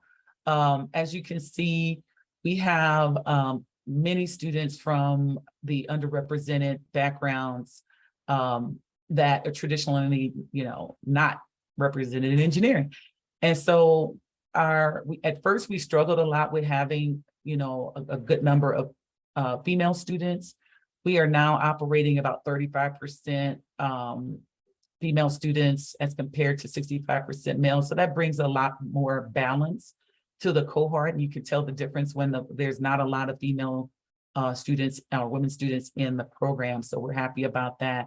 And if you look at the breakdown, if you go all the way to the bottom, our college at the University of Colorado Boulder has about, in 2019, we hit a record with 24% underrepresented minority students in the first year class and 45% women in that first year class. When you look at the Gold Shirt program, almost like 88% through the fall, all cohorts through the fall 2021 were from underrepresented minority groups, about 45% Pell eligible. And as you can see, the cohort 13, which was last fall, 92%, and then 46%. So we're really reaching the populations that are underrepresented. I think Pell eligible students at CU Boulder is about, in the college is about 12%. So CU Boulder is a very wealthy, the population, the university, both the city of Boulder itself is a very wealthy and white environment, and so is our students. And so this group in Gold Shirt is really very, very different than what you would see in our population. So next slide. So I wanted to just give you kind of the wraparound service, what the ecosystem looks like for the Gold Shirt program. And I know we're talking about the interview and the admissions process on this panel, but there's other things that have to be in place and that you have to do to really support students from these backgrounds. And one of them is scholarships and grants. So the Gold Shirt program is a scholarship program. And we also look to have other scholarships and grants so that we can stack the scholarships to give them more financial capability, right? And be able to meet the financial need. We have a curriculum and we provide academic support. You all talked about Summer Bridge. I wish I had funding for 5 weeks. We only have funding for 2. So I'll talk about that in a little bit. And it's advising and navigation. And so some folks in our consortium call it intrusive advising, where we're going to get in the middle of what's going on with students and really help them to navigate what they need to. And so when we say intrusive advising, we're not just talking about their academics. We're like, what's going on with you? Have you joined clubs or student societies? Are you active? Are you getting enough rest? How is your mental health? Do you need support? Do you need, to help with making friends? What about your physical health, right? And so it's not just about the academic advising, because they have folks for that. They live and learn together in the residential hall for 2 years. That's a requirement for the scholarship program. We have near peer mentors, the self-management and leadership principles course. And then we want to foster a sense of belonging through community development, and as also have faculty engagement along the way. Next slide. And so regarding the program, students are to successfully complete Summer Bridge before they are admitted into the college as open option students. And again, I mentioned they live on campus for their first 2 years as a cohort, but we also have near peer mentors living with them as well, so that they can kind of mentor, coach when we're not there, right? When you're living in the same place, the proximity of being able to mentor effectively is really positive. We have a specialized and individualized first year curriculum that overlaps with the engineering curriculum. And so early on, we heard that, oh, this feels like a grade 13, right? They were totally separated from other engineering students. Everyone went to the same classes, and we found that not to be favorable. So we look at every individual student in the program, what they're capable of doing in terms of math and physics and chemistry, and really support them in being placed where they need to be placed and succeed. We also offer free tutoring through the Tutoring Center for the college. Study groups, we actively form study groups, and we have this new model called the study table that the Gold Shirt students are required to participate in. So in the self-management and leadership principles course, we actually teach those executive functioning skills like time management, communication, study skills, holistic advising, initiative, and how do you go and talk to your professor? All of those very nuanced, tedious skills that students need. And cohorts are created each year, and the programming is designed to foster community. So for instance, like the month of October, they usually do a community building activity where they go to the corn maze, right? That's kind of an institutionalized Gold Shirt thing now to foster community. They often refer to themselves as family. Each year we bring in between 30 and 45 students depending on recruitment. And the personnel involved is listed there. We also use lots of existing resources. So we may buy out an instructor's one course so that they can be dedicated to teaching, say, the engineering explorations through physics course, the pre-calculus course. We partner with our college advisors. We have near-peer mentors, student tutors, TAs, faculty mentors, operations staff. But most of those resources are shared, so we don't always have dedicated resources. Those are like the director and the manager and the coordinator and the near-peer mentor and the student assistants, right? The cost that I've listed does not include personnel, so a chunk of change goes to the scholarships. Summer Bridge costs about $100,000 a year. When we think about the students coming in and the peer mentors we need to have there, and an operating budget of about $125,000. Next slide. So we look at the curriculum, and I won't spend a lot of time on here. In the middle, you will see the Gold Shirt prep sequence where we're looking at math, physics, and chemistry. So we want to make sure they're solid in pre-calculus before moving on to calculus, prep physics and intro to chemistry before they move on to physics 1 and chemistry for engineers. In recent years, we've had students actually test completely out of pre-calculus and the prep courses and go directly into Calc 1 and in some cases Calc 2 and are actually very prepared. We actually have them taking the first year engineering projects course with other first year engineering students so that they're not completely removed. In some cases, if they're ready to take another engineering course or computing, we do that. Humanities and social science elective course, which is their choice. And again, the self-management and leadership principles course is almost like a Gold Shirt seminar. It's our community time and also an opportunity to learn about how to manage yourself and become a master engineering student and be a leader. So next slide. Thank you. So outcomes for our last 7 years, our second year retention in Gold Shirt has been above 90%, which is higher than any other group really in the college. In spring, I guess last year's graduation rate, we hit the highest 6-year graduation rate ever. 67% of the students in the 2015 cohort, graduated in engineering within 6 years, which we know is the national metric. So, and this was higher than any other scholarship group in the college. When the college's 6-year graduation was 70%. I'm not pleased with that. I think we should be able to get 80% for all of our students. One of the things that has emerged over the years is that multiple siblings from multiple families have been a part of the Gold Shirt community and graduated. What we're seeing is families trust the Engineering Gold Shirt program. Parents trust the Engineering Gold Shirt program. We have a family that I think 4 sons have come through the program. 1 was direct admitted before Gold Shirt existed, and the other 3 have come through. The last student is in Gold Shirt now. And so we talk about people. Jenna was talking about how important it is to have people and relationships. Learning is a social phenomenon. Engineering traditionally has not been very social. We have to change that. We have to be involved with people and really care. What worked well, our interview process and visiting days helped us to connect. Summer Bridge, where we foster community and help students make friends, gain familiarity with the campus, the residence hall, all of the things that many other students come in like a deer in headlights because they're not familiar. with the campus and the community. So we want to prepare them academically, and like Dr. Brown mentioned, assessing them and placing them appropriately in their fall courses so they feel good about it when they come back. And fostering engineering identity development and formation, and helping them to complete Summer Bridge. The near peer mentoring program, where upper class students are serving as mentors with potential students and encouraging their participation, academic success, and involvement in the community.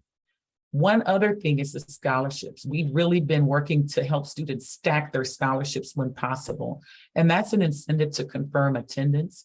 We also removed a barrier that we noticed for scholarships, where we had these high GPA requirements for the Gold Shirt program and for the Gold Shirt Scholarship. And when students weren't meeting that, they thought they were kicked out of the program, so they stopped engaging. So we worked with the college to lower the GPA to just what the GPA is for good academic standing. And we've seen the numbers retention, the retention numbers increase. And again, the holistic advising by Gold Shirt staff. So we really know them. The next slide, please, shows this data is kind of interesting. So the orange line is the retention over time for the Gold Shirt students. The blue one is for Gold students, Gold scholars who came in as who are underrepresented students in engineering. And then the gray line is the underrepresented students with no scholarship. And if you see, the orange line continues to kind of hover above everyone else, right? And so remember now, the Bowl URM students and the URM students with no Bowl scholarship are direct admit students. And so what we're looking at is, how do we adopt some of the practices, those high impact practices in Gold Shirt, so that all students are successful and are being retained at a higher rate. Okay, the next slide, please. So for outcomes, what did not work well? I want to be very transparent with you all and let you know that it was a big struggle to work with our applied mathematics department, which teaches like Calculus 1 for engineers, Calc 2 for engineers, and so forth. They continue to weed our students out and would not consider adapting their pedagogy to teach our students in a better way. The standing up in front of the lecture hall of 400 people just was not working for our students. There was a lot of data that showed disproportionate weeding out DFW rates with students of color, particularly Latino men. And so our workaround was to basically move students away from the applied math department and partner with the mathematics department to teach our courses, to teach the courses for first year scholars. And it's been a lot more successful. The courses were smaller, more engaging for students. The faculty knew the scholars and could support them in real time. As a matter of fact, during COVID, what they found out, the students had great anxiety about taking midterms. And so they put the midterms to the side and they did quizzes a little bit more frequently and allowed students to retake and relearn things that they struggled with. And so that was a big learning. Some of the challenges, we have students who were working too many hours off campus. So we partnered with some folks to make sure we can find additional grants and scholarships and jobs for students on campus. This is a high touch program. We're engaging with students weekly, sometimes daily if necessary, and sustainability. It's a lot for our staff. And so adequately resourcing staff is very, very important, and the work is demanding. I wanted to share some words of caution as we look to addressing this issue, that we should really refrain from digging too deep into the applicant pool. We learned that lesson the hard way in our second cohort. Sometimes the academic barriers may be too high for students to overcome. And if our college is not prepared to really spend that time helping them, we could be putting them at risk of owing a lot of money to an institution and not have a degree. And I want us to be careful of tokenizing. So be careful not to invite students to the program just because of their race, gender, and ethnicity. It's very tempting because you want to meet your goals, but we want to be careful of that. And beware of large financial barriers. At CU Boulder, we're not a land grant institution, and so we have a limit to how much financial aid we can provide. But if the student financial barriers are too high, they could be buried in debt, and if we're not careful, they can drop out. And then as we're looking at admissions, inquire about any low grades on their high school transcripts. What we found out is that students were experiencing a death in the immediate family, had an illness, or there was some legitimate reasons as to why. And maybe excusing those. And so some of the tips are just to provide holistic support, know the students' names, even if it takes you practicing and asking over and over, frequent contact with them, introduce students to your network, share your social capital with them, introduce them to folks who are friendly advocates, so that they can have more support than just yourself. Sharing internship and research opportunities, not just at your home institution, but across the campus, across the country. And then meeting at least monthly with course instructors to really build that community that supports the Gulfshire community and the family. And so next slide, that's it for me. And I look forward to answering any of your questions. And I think I may have said them before, sorry. Partnering with admissions is really important to form those relationships to increase this alternate pathway. We don't call it a pipeline because we want it to be easy to come in and out. Reduce the application barriers, ask meaningful questions in the interview, and that statement of interest is actually an indicator of whether the student is going to come to the the campus visit day or not. I talked about stacking scholarships, and follow-up calls, answering questions. And like I said, they refer to themselves as a community and a family. Your parents and family members' buy-in is important. They will be your biggest advocates for students to stay, to come to the school and to stay. And make sure your dean writes a really good persuasive offer letter to the students, right? And engage the offices across campuses for your visit day. And then that's it for me. Thank you. Thank you so much. Please again, join me in thanking our fantastic panel.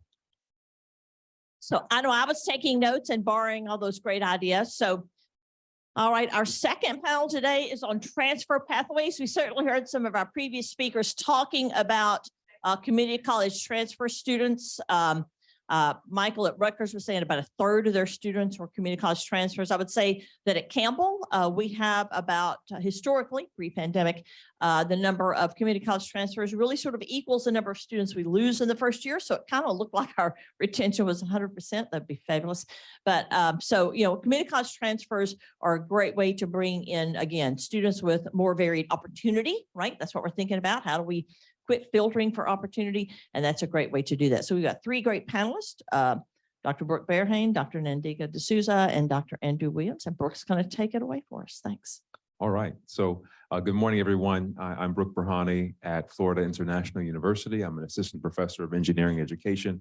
And I'll just start with a quick funny story. So 17 years ago, I happened to work in the same building. I was a National Academy of Engineering fellow with the Christine Marzian Science and Technology Fellows Program. I had a lot more hair. I didn't have any gray hair at the time. And I think I had more muscle mass too. So I don't know what engineering has done to me in 17 years, but I'm still here and I'm still smiling. So that's my one story. But again, thank you to Jenna, Beth, the entire committee for inviting me. And good to see some familiar smiling faces and my panelists and colleagues. Good to see you all again, not over Zoom, but actually in person. You have 3 dimensions, which is amazing. So I wanted to just start with a quick quote, and I guess my slides will populate in just a moment. So I wanted to talk and really frame the idea of engineering transfer in a broader way and using a text that came out about 10 years ago from America's Overlooked Engineers.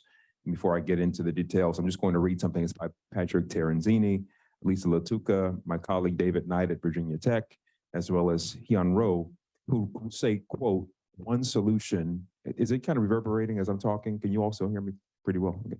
So one solution to the persistent lack of diversity in undergraduate engineering may lie with America's community colleges. This is a direct quote. And they add that community colleges are potentially fruitful recruiting grounds for engineering schools. These are things that I feel like I'm likely preaching to the choir about, but I think it's important to frame this narrative as we talk about parity today with attention to our two-year schools, community colleges. So one of the things I've been trying to remind myself of and my colleagues around the country is that in as much as we talk about parity, the US population of X group and their respective population in four-year engineering schools, fact of the matter is we've already reached parity in community colleges. We've already reached it. Okay, and Dr. Carl Reed, my uncle in engineering education, just said this a month ago at an NSF grantees conference in the same area. We have already reached that, and we need to celebrate that. Okay, so in as much as we say we need to do a better job, community colleges have already done it. That's important to note, to frame the conversation. So just some numbers, you look at the US Census, 19% or so of the US population is Latinx, Latine. Turns out community colleges have already exceeded it. They're in the 20% range for that population. For Blacks, 12, 13%, around 12% in community colleges. Native Americans, 1.1%, community colleges, 1.1% US population. Parity is already there. Now, when you talk about two-year engineering degree attainment, it turns out parity has already been reached, at least for our Latinx, Latine populations. Around 19% or so US population, 19% or so two-year degrees. The numbers are not as strong for Black and our indigenous populations, not as strong. Somewhere around 7% of two-year engineering degrees are awarded to Black engineering students, about maybe 1%, a little less than that for Native populations, but the numbers are still better than at the four-year schools, particularly the four-year PWIs, okay? And I'll come back to that point because so oftentimes we reference success based on what's happening at four-year PWIs. And I would challenge us to say, we need not to make the metric of success built around what's happening at four-year PWIs exclusively. It's not that they don't matter. Of course, I was trained at a PWI. It's great. Why not consider the role and the importance of community colleges, particularly those that serve students of color, and community colleges, particularly those that serve communities of color. So with that being said, I'll jump into my slides. So I'm going to just give you a few highlights from my recent funded project under NSF, funded by the the Broadening Participation in Engineering Program. If we called it the BEST project, of course, we have to do something that's a little self-serving, but the Black Engineering Transfer Project focused on some research I was doing across two institutions, FIU, where I work, and the University of Maryland. It's a three-year qualitative study that just finished. We had a one-year no-cost extension. Generally speaking, looking at factors that impact these students, Black engineering transfers, pre, during, and post-transfer. So these are students who, we had about 25 or so enrolled. The question of intersectionality came up in the slides, and we looked at race. We also looked at students who were both born in the US as well as born outside of the US. That's an important metric. I will just point out, since I have my bully pulpit for a minute, I think this notion of disaggregation, while not a part of my discussion today, is really important as it relates to engineering higher education and higher ed in general. If you look at I periodically look at the American Council on Education here in the DC area, their report on race in higher education. If you look at their numbers and if you look at their data and the way that disaggregates students who are Latinx, who are Asian, they will disaggregate by country of origin. They do not do that for Black students. That is a problem. Okay, I'll just put it out there, it's a problem. We have a growing population of Nigerian, Ethiopian, Ghanaian students, Jamaican students, Trinidadian students, and their experiences are largely different, perspective-wise, experientially, from those who were born and raised in the US. Okay, I'm finished, I'll move along. But it's a very important issue to me, and I think we cannot say that one group is more important to disaggregate than another. Just can't do that. So this work, again, I'm not going to talk about that piece of the pie, but I will just say for another, it's a project for another time. We're working on another paper that should be submitted to the Journal of Engineering Education soon in that regard. Looking at focus groups and interviews, we did some snapshots. We wanted to do pre-COVID, of course, we were idealistic, what was happening during their transfer journey, but we ended up talking to students at singular points in time, and just much of what we found out pointed to extremely positive outcomes in community colleges, extremely. Students talked about how amazing their faculty were, how approachable their advisors were, how they informed them about how nice it would be if they were transfer students. And I will just say that these were minority serving community colleges. That's a term that I'll use again. It's MSCC. It's an acronym that we need to start using, MSCC, minority serving community colleges. These are community colleges that have a mission very similar to HBCUs and HSIs, TCUs, of supporting communities of color. It turned out that once they left these 2-year schools and they entered into a 4-year PWI environment trying to navigate transfer and what happened after transfer, shock and all, it was extremely difficult. Okay, so imagine leaving a place that's really nurturing, really supportive, and all of a sudden someone says, oh, go check the website. That's how you figure out how to transfer. Wait a minute, my advisor just told me I could do anything I wanted to. Now you're telling me I just to figure it out by myself? What's that about? Then you deal with difficult websites. You deal with people that one of our anecdotes said, our informant said that someone told them that they were not admitted and their application was incorrectly assessed. The students should have been admitted. Had the students not gone in the car, driven to the school on their own, talked to the admissions counselor, had their decision overturned, they would have never gotten to the 4-year engineering program. That person had a car, okay? Imagine those that didn't or had to work at Target and they couldn't get to the admissions office that day. That's an issue. Then we had to deal with this whole issue of othering post-transfer. What am I talking about? There's this institutional knowledge, test banks, the fact that some professors recycle old exams, the fact that people use a particular learning management system like Canvas or something else. These students did not have that type of capital because they were coming from a different, not a worse, but a different institution. So what can be done to ensure that students do not have to have such rocky transitions, especially when the issues are not their fault. These are easy and simple challenges to solve, I would argue. Finally, I would say that this project was really for those students who are on track to transfer. What am I talking about? In reality, the students, when I started this work, I wanted students who had already completed one science or math course that was required to allow them to transfer. Guess what? That eliminated about 80%, maybe 50% conservatively of the community college population that I could have focused on, because a lot of our students in community colleges are coming in at developmental math level. So if you say you can only be even in my own research study, let alone my intervention, either one, you can only be there if you've completed a math course. You've now said to the other ones, we don't really care about you. So these are real equity issues that we have to grapple with. If we want to talk about leveling the playing field, let's go find these students, because it's not that they don't exist. We just haven't done the work. I would say I haven't done the work to find them. Okay. So just quick conclusions. Transfer, if you add on race, so there's one of my articles, one of the critiques is that, well, this sounds very similar to what we already know about transfer. This is true.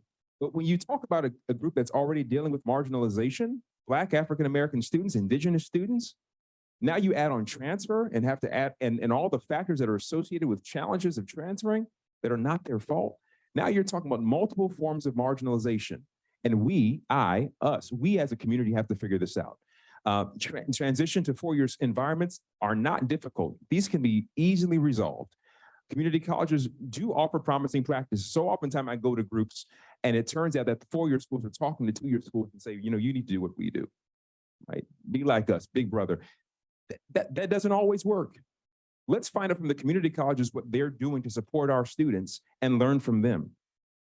Finally, and I'll be remiss in not bringing back up this idea of the minority serving community college and the importance of that.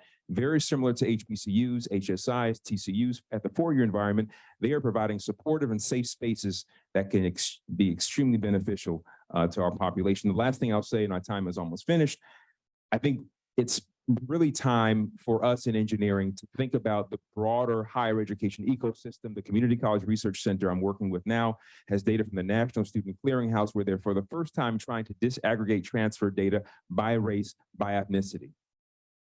It's time for us to do that. There is no national data set in engineering at this time that can tell you who's transferring in engineering by race and by ethnicity. Why not do that? Why not partner with national groups like the Community College Research Center? It's a great opportunity. It's a great experience for us, and we can get more data, more studies, and I'd love to partner with anyone who wants to get involved in the work. Thank you so much. All right, thank you so much, Brooke. I find our passions are in the same realm.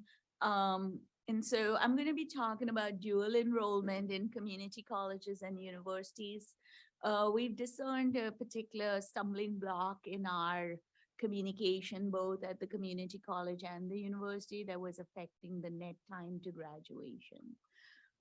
So, I've currently got a project. People have discerned that I tend to use joy a lot. So my project is called Project Joy, which is establishing a journey of inclusion, identity, and intersectionality. And I'm using guided pathways to enhance the successful graduation. The grant is funded from the Hispanic Serving Institution Division of NSF, and therefore focuses on the Latinx community. However, our institution and my College of Engineering have 15% people with permanent residence and citizenship who are African American. And therefore, the College of Engineering has decided to complement all the expenditures and offer the same thing for both groups of students. So I'm at the University of North Texas, and I'm really benefiting from having a very close relationship and partnership with North Central Texas Community College, who are the co-PIs on this grant. I also like the point that Brooke made about the minority serving institution. And I think a new situation is emerging with respect to the fact that most of the schools in Texas are only recently Hispanic serving institutions. And therefore the servingness is not embedded in the offerings. So we do not see that as at this point available to students. I was really happy to hear his point.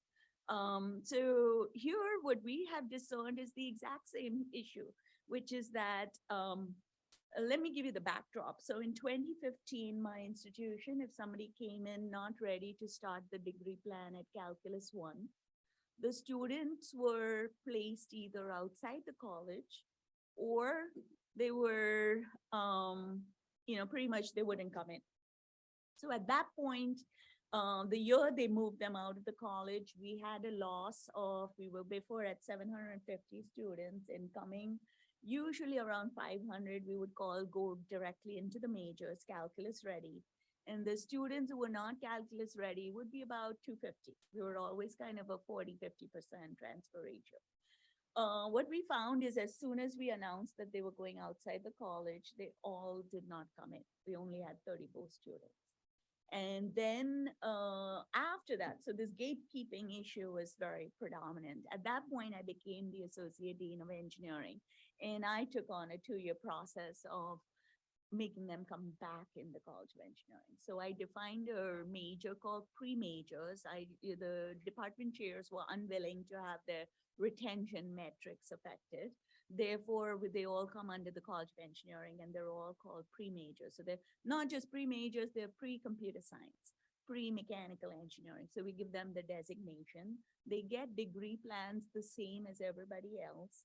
And we just, in a transparent manner, just made pre-calculus our starting course for both the majors and the pre-majors. So it's on our website, and we just call them, and since the pandemic, so during this grant, we found that a large number of people came without even that pre-calculus. We had these in Texas, and I should have checked this up, but we call them TSI incomplete. It's some kind of Texas coding. And so I was wondering how all these students were in 3-digit math courses when all our digits are 4. And somebody said, oh, they're not able to take even the first course. I do have the blessing of amazing staffing that we work with, and one of my directors of undergraduate just added an algebra start. So we just give algebra start degree plan, calculus degree plan, pre-calculus degree plan, and calculus. We do not make any distinction that you're pre-major and you're major. So that part is coming from, I was very influenced by a paper by author, last name Mejia. And he talked about asset-based approaches, and I think that really appealed to me, so I kind of dissected that. I was like, no labels for anybody, and so nobody knows anything. So that was this whole pre-major when I referenced. So what we found is that even with this pre-calculus start, calculus start, we still did not have the transfer students. So therefore, transfer students should be coming in into the major, right? Did not happen.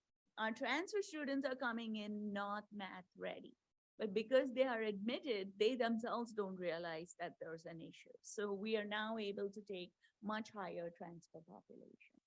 So 2018, we discerned there was this, we transformed it, it became 54% of our students were pre-major of the transfer students, but they at least remained in college. So that was kind of the backdrop to the situation. What we found within the group is the female Hispanic student had only 22% retention rate. So we started to realize there's a intersectional variable in there. And the second issue we discerned is that it didn't matter about first gen. First gen were distributed equally between our major and pre-major. So a lot of what I would call our intuitive reasoning could or could not go with the data. But the issue that we discerned was actually very interesting. The issue we discerned is that we have routine transfer advisor meetings. We have a community college partnership with 7 community colleges, but only, so the students, I queried all the community college incoming students and I was like, well, did you hear about our degree plans, right? We've been like, whatever, preaching to her about our calculus ready, pre-calculus, algebra, etc. And they, to a T, had never heard of it. And that's where we discovered this rather interesting thing, which is our community colleges have a transfer advisor who's sitting in one building, located typically in the central office, working with all the universities, and the actual advisors are on campus, and there was like no likelihood that they would get it. So what we've discerned is that it's a consistent issue about do the students receive the information.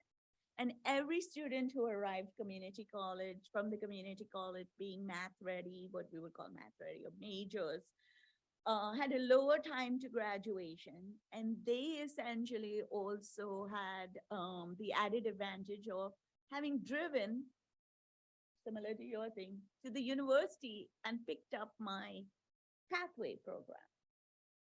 So that's kind of the issue, is that how do we break through? So I'm going to focus today on, the subset. So we're doing multiple tiers. We have like the guided pathway, which is information. And then working directly, having this grant has enabled us to focus on one community college and resolve the glitches. So let me go to the next. Oh, thank you. Yeah, there's a nice green button, but Brooke helped. All right. So our target audience is the community college. And now what we have done is we located 2,434 students. They are either in the Associate of Applied Science and Associate of Science program at this NCTC, is the community college. And what we did is we also have our usual outreach. I've always done this program called STEM at the Park because we're located in a building called Discovery Park. I'm a big fan of marketing blurbs like that. So STEM at the Park. But I was very passionate. I started this journey really passionate about inclusion of women in engineering.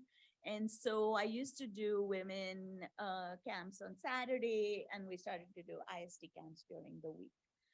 Now what we're doing is we're actually having SHIP, NSBE, and SWE have separated event rooms on the same day. So we actually give community colleges and high schools and middle schools the experience of working with similar demographics. So that has been very exciting. The students, now this is very busy because, as I shared with Brooke, that I actually followed one slide per template, and as a result, as engineers, we try to fit as much as we can on that slide. But when you get your printout, you'll be able to read what I'm talking about. But So, so the issue that we've done is that what you will take away from this slide, I've actually shared a lot about this, but I love this aspect. Well, I'm really a big fan of it, so I may be enthusiastic. But where we've removed this labeling aspect by designing the cohorts with names of famous Hispanic scientists and engineers. And so we have the Garcia Molina cohort, which is the Google, and then we have the McManus, and then we have the Ochoa, and then we have Teledano. Teledano represents our community college cohort, and she did a community college degree before she went to do a 4-year degree and is leading currently cybersecurity across the country. So we think this is positive word choices. So Garcia Molina is actually a pre-major group, but they don't know it. They get the name of this important individual. So we have this guided pathway, we have dissemination to students, and this sequential issue was the next issue we identified.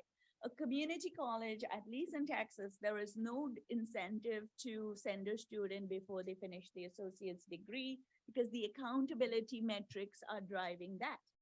Therefore, they get advised to do algebra, etc., and that's enough because that makes you core complete. But core curriculum complete does not mean applicability to the engineering curriculum.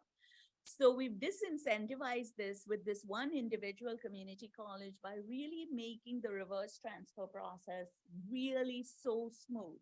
First of all, it was up to the student to click a button. So now our advisor themselves work with them when they arrive and they say, can we give you an associate's degree? And we also have the stackable pathways, and they can do a workforce credential at the community college. And that helps them to get employed to pay for the next 2 years, 3 years at least, of the engineering. The credits, we do not recommend that they start after the sophomore year of finishing the core complete. We've now got a 2-color, again, part of my happy zone, 2-color degree plan. So they know exactly what to take at the community college and what to take at the College of Engineering, which means if anyone's a mechanical engineer, you start statics in your sophomore year, as opposed to trying to, finish your associate's degree, then you start statics. You're 6 semesters from graduation automatically, if not more, because most students will not get the C and above to pass. So that's kind of the thing. And so for the conclusions, I think the development of plans for algebra, pre-calculus, in addition to calculus, is very important, and then increase the industrial credentials because cost of education is finally the major driver. That is actually the issue. It was more about financial aid. Our university, 75% are on financial aid. So we're dealing with essentially people who are going to be disincentivized from continuing because the time to graduation is so long. And I would like to reference this study, which I thought was really, guided me into thinking differently. There was a study, and it's in one of the printouts you will get, but they tracked 40,000 students in community college and universities, and they found that it didn't matter, your retention rate was the same first 2 years in the community college or university. The issue was when they entered engineering, if they saw my time to graduation is so long, they start dropping out. So it's more exhaustion than anything else. And we're definitely I think the dual enrollment will alleviate that, as well as just making it okay to start in whatever. This math issue is not the big issue. And then the other thing we found is community colleges had strange restrictions, and that are honestly not really going to affect the engineering school. We have the community college, for instance, nearly 3 of them have speech as the required course that you must get for the associate's degree. I'm going to tell you, and this is the secret of engineering, we pretty much don't care about courses that are not a prerequisite, right? So I was like, speech, sure, let's make our degree plan restrictive with your MOU with speech. But so social science courses, etc., are not things that we are very, do history of whatever, Texas versus history of China. Well, I know it's required to do history of Texas, but so this has been really helpful. That is very good. And so I just want to give you that it's within our reach, 0 cost, to do these pathways on your website, 2-color programs, very easy. And so I think you can really alleviate the stress on the community college student and really reaching the advisors, the key. So I'd like to start off with a quick poll. So if your institution is involved in at least one community college transfer program, please stand.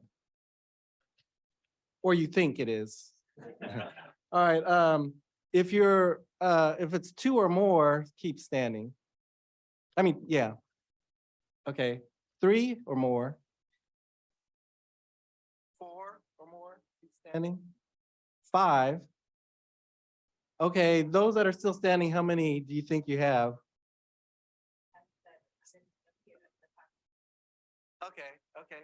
Okay. I think it's about 8 or 9. 8 or 9, okay.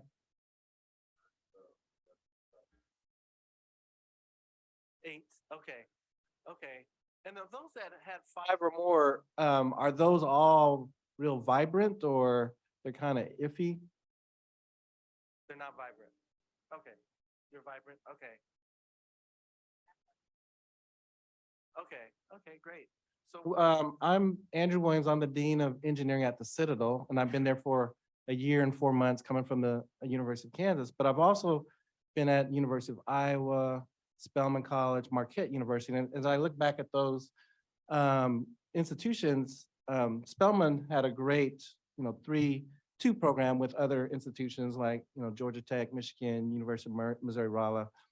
But I don't recall University of Kansas having a good one with Kansas City, Kansas Community College, which was a predominantly a minority serving institution, but they had one with Johnson County Community College, which was a predominantly a white institution. And what I'd like to talk to you about today is where we're at the Citadel in trying to revitalize our community college transfer program. We have 7 MOUs, but I don't know that we have any community college transfers except from one from Charleston, South Carolina, Trident Technical Community College. And also I want to talk about building relationships to establish new transfer programs. I'm particularly interested in our HBCUs in South Carolina. So in South Carolina, there's only 3 institutions that offer ABET accredited, I would call core disciplines.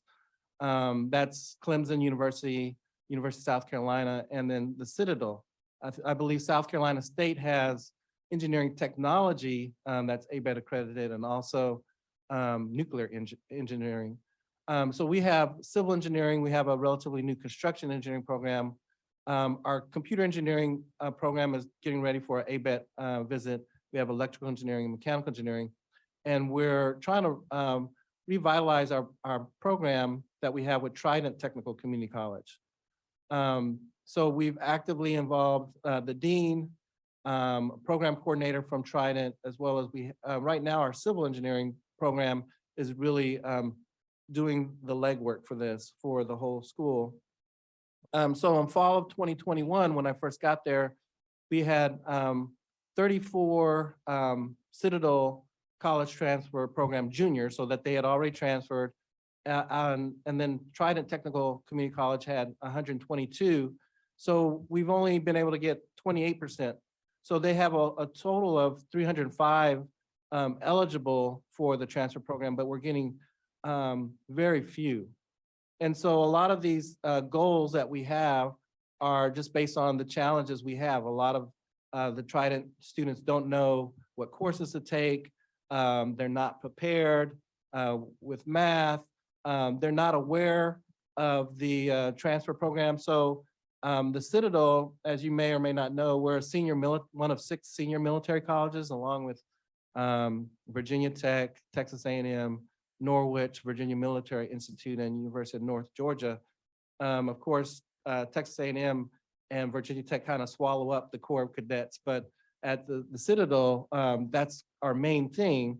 But we have about 2,300 Corps of Cadets, but then our evening program, you don't have to be a cadet, you can transfer in And also we allow veterans to take courses during the day and then active duty students. So a lot of people have the perception that you have to be a cadet to study engineering at the Citadel. So there's a visibility problem.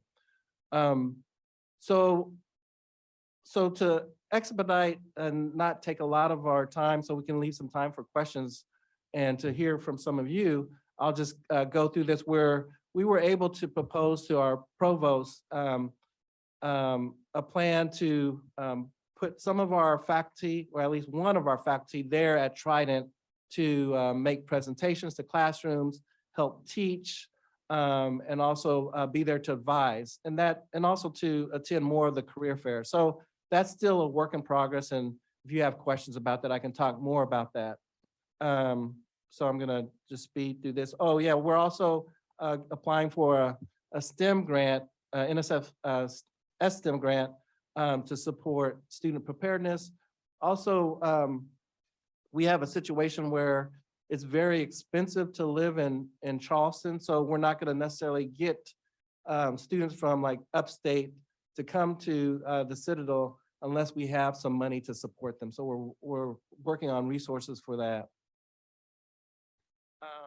One of the things that I have a passion for, having been at Spelman for 8 years, is developing a partnership with our HBCUs. We have 8 of them, at least 8 in South Carolina. So we want to build an engineering transfer program with them. So our strategy is to really build relationships with the leaders, faculty, and the students to create sustainable partnerships. This is a picture of some Claflin University students that came for a ideathon we had on supply chain. That's me and my wife over there. And also what happened was for me to get introduced to the HBCUs, I tagged along with the U.S. Army Corps of Engineers, which rents some space at the Citadel, and they're trying to get more Black students to come work at the Corps of Engineers. And when we met through a convening Congressman Jim Clyburn's office on a Zoom call with all the HBCUs. And what was interesting was after we had some of these meetings, I talked to the commander of the Corps of Engineers, and he said that they won't hire anybody from a non-ABET accredited school. So I was kind of curious, why are we having the meetings? But also when the HBCUs met, they said, well, how many Black, engineers do you have? It's like 0. How many Black business people do you have working at the Corps of Engineers? 0. So definitely something needs to be done.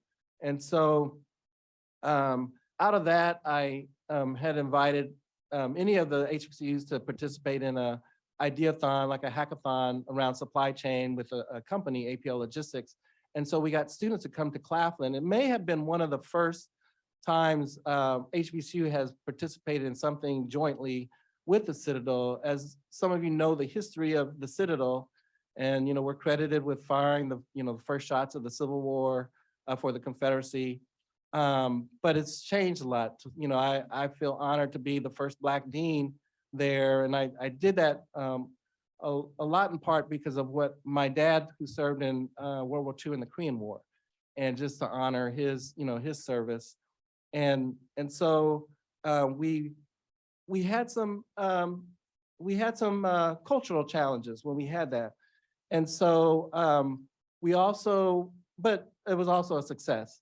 We met with Claflin leaders to discuss a potential partnership for a transfer program.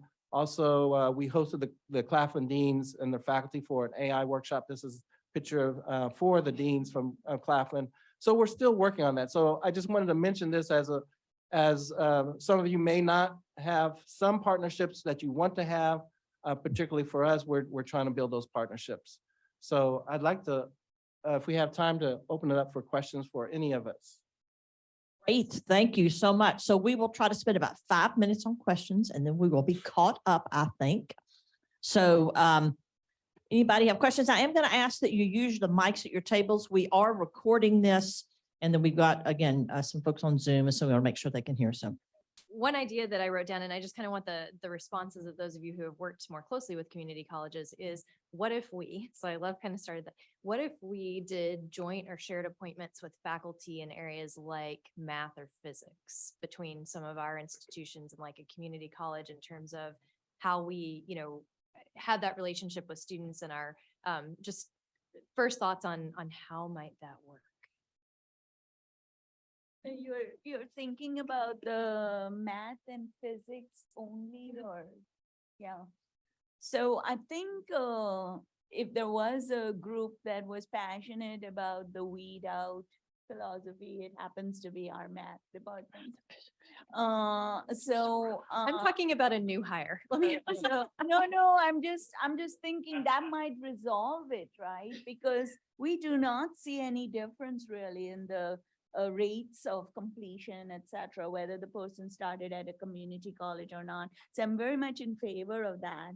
I'm just saying we have so many challenges getting them to yield on very minor issues. I think the thought of joint appointments may be a big challenge. Well, actually, I volunteered to teach the TSI incomplete, as I told you, not yet ready for algebra, because they had a wait list and we could not get them started on the plan. And I said, now we're going to lose them even before they had a chance. Maybe they were in a poorly taught pandemic ISD.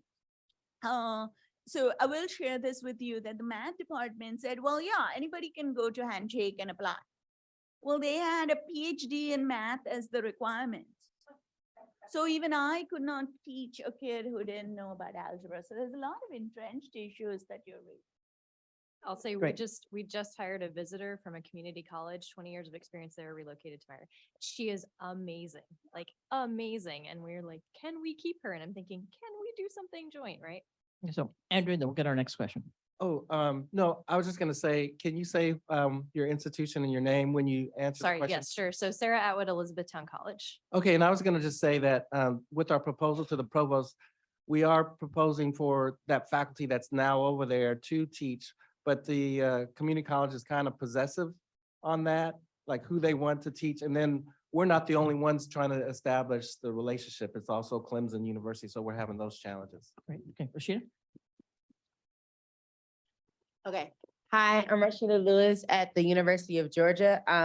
This question is specific for Brooke, and I was curious to know if, I'm trying to look, but I'm gonna talk on the mic.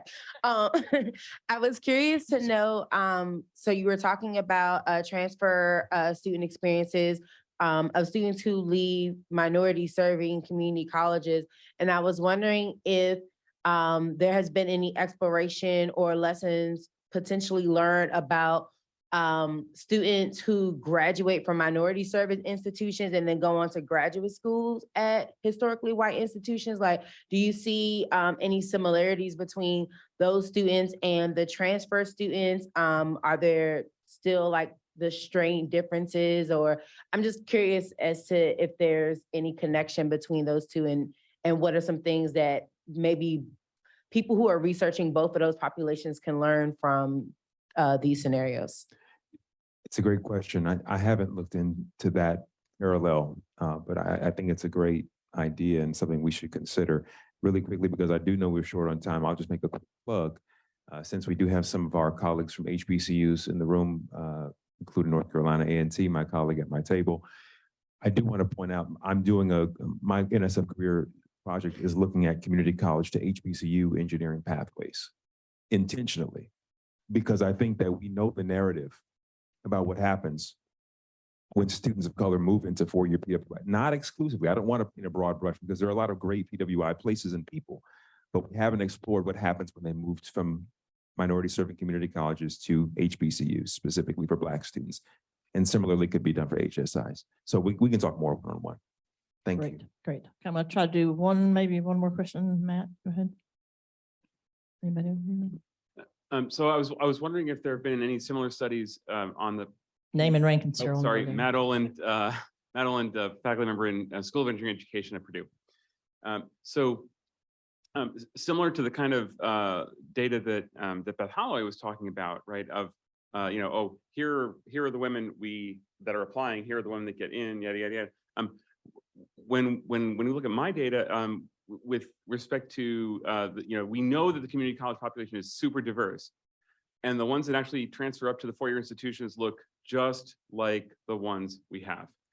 And I mean, I know that part of that's an admissions issue, but I mean, of course, there's some self-selection in there. I mean, have there been, studies of exactly where are the blind spots for admissions that are causing that population to get refiltered to look like what we've got? So I suppose that was for me, but I mean, anyone. It's somewhere in the wheelhouse. So I will probably point to the work of some of my colleagues who David Reaping, who was at Virginia Tech, now at University of Cincinnati with PK and his team, has looked at some of that. I think that it's important to start doing more admissions related studies. To my knowledge, I haven't seen that, Matt. It's important to do that work. So no, I haven't. To answer your question, I would hope someone would take that on. Yeah. Great. Okay. Anybody on this side of the room trying to not discriminate? Anybody have a question? To add, we don't have that. Our transfer students are highly underrepresented students. So we have a reverse issue. We're very keen to retain our students because of that driver. Awesome. Please thank our panel again. You want to run real fast while we swap panels, about 5 minutes. We will kick off the next panel. You can take a break, grab coffee, grab water, hit the restroom, and we'll get our next panel up here. This will help keep us on task. Okay, again, I hate to taper off these great conversations, but we've got breakout time later, so hopefully those can continue. Again, I've been taking lots of great notes. I'm getting some great ideas and certainly hope that you all are doing the same. We're trying to help them transfer. If they were already at a 4-year, we were trying to help them think about graduate school and prepare for graduate school. The third program, this one was funded by the UC-HBCU initiative. This was a partnership with Alabama A&M at HBCU. I think we have, is it Marcia from North Carolina A&T, or Marcia from North Carolina A&T. I don't know who else is here from HBCUs, but it's great to have HBCU representation here because I think that's a big part of the pathways for African Americans and other underrepresented ethnic racial groups. So thank you for being here. So this was a partnership through Alabama A&M where we had students from that institution pursue undergraduate research at UC Irvine, and they were preparing for graduate school. All right, so target audience. We've had, in a 2-year program to date, there's been over 100 community college students participate. For the 4-year programs, about the same number of students. We've always been with all of these programs, we have always been focused on minority serving institutions, but we haven't always focused on intersectionality as it shows up here. With all these programs, we always focused on race, ethnicity, and gender because we often talk about the underrepresentation of women or students of color. It was in my first year with the community college program that we had some veterans. We also had students that were transgender. And we also had, lots of first-gen students and those from low-income backgrounds. And since that first program, that was always the lens that we thought about our program. Like we would have students from any of these different identities and backgrounds, and we need to be ready and prepared and comfortable and engaged with these populations. And so we've always been intentional about intersectionality on a broader scale. So program details, these are our paid research experiences that we offer. Most of the students are first generation or low income, so it's important for them to be paid to do these internships. These are programs that can be done during the summer or the academic year. And these are our programs where students have a team of support. They talked about that in intrusive advising. An intrusive advisor is part of that team of support. There's a faculty mentor. There's also students, postdocs, and graduate students that are part of this support. All of these programs are small cohorts, typically 10 to 12 students. When I was at UC Irvine, collectively, I would have about 50 students per summer in these different programs. but they were maybe 4 or 5 different programs that we were running with a similar model, but probably a different audience. When you're thinking about like diversifying or bringing in students from different backgrounds and having different pathways, engaging them is one way to do that, especially when it comes to research. Research helps remove a barrier that students often feel like they have in a math class, taught by a math professor outside of engineering that isn't adapting, weaving them in and they're weeding them out. And so I think that's really important to think about research as a way to engage students. The cost is expensive, these programs. What we have found for those that have budget constraints is that work study is a way to really have it be an affordable experience for students. And I don't think we tap into work study enough.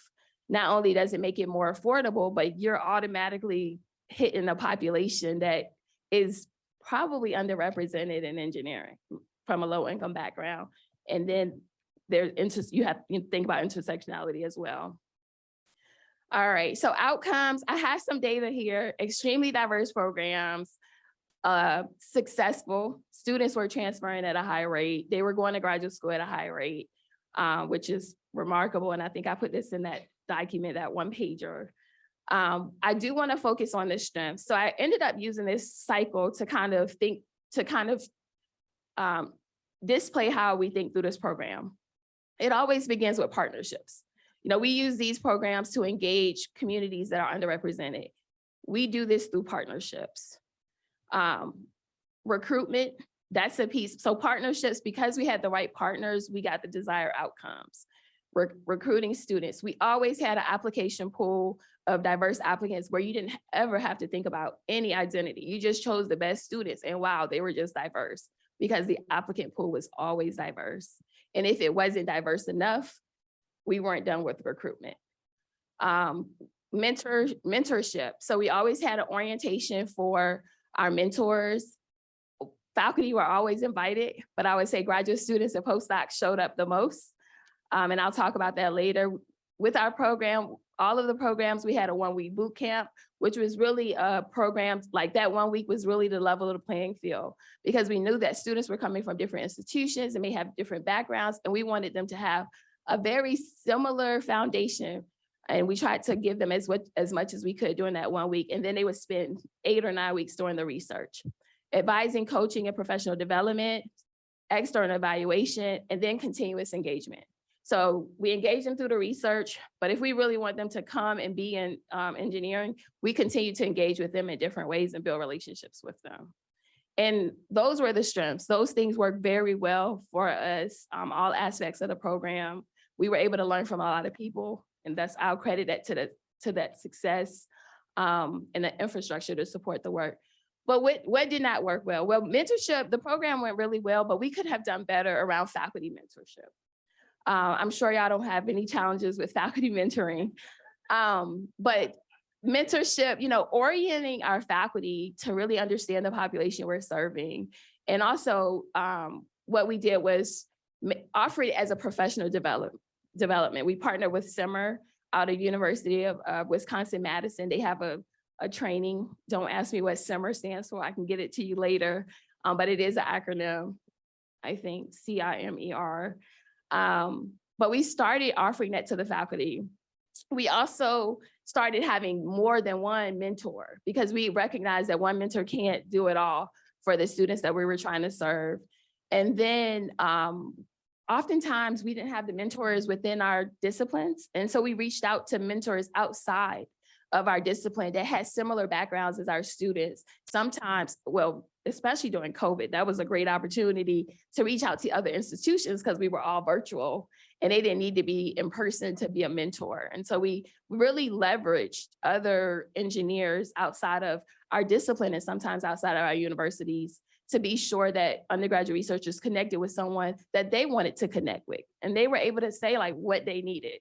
It wasn't always because they were Black, they wanted someone that was Black, or if they were a woman. And so we would take that into consideration. The next thing here is matching research to students' interests and skill set. That was something that didn't work well. Thank you. That was something that didn't work well in the beginning. And we would have students, it was difficult to find faculty to have research project students, especially for community college students, because some faculty would think that they weren't sure what the capability of the students would be. But after the first year and they saw the outcomes, everybody wanted a community college student to be in their lab the next summer.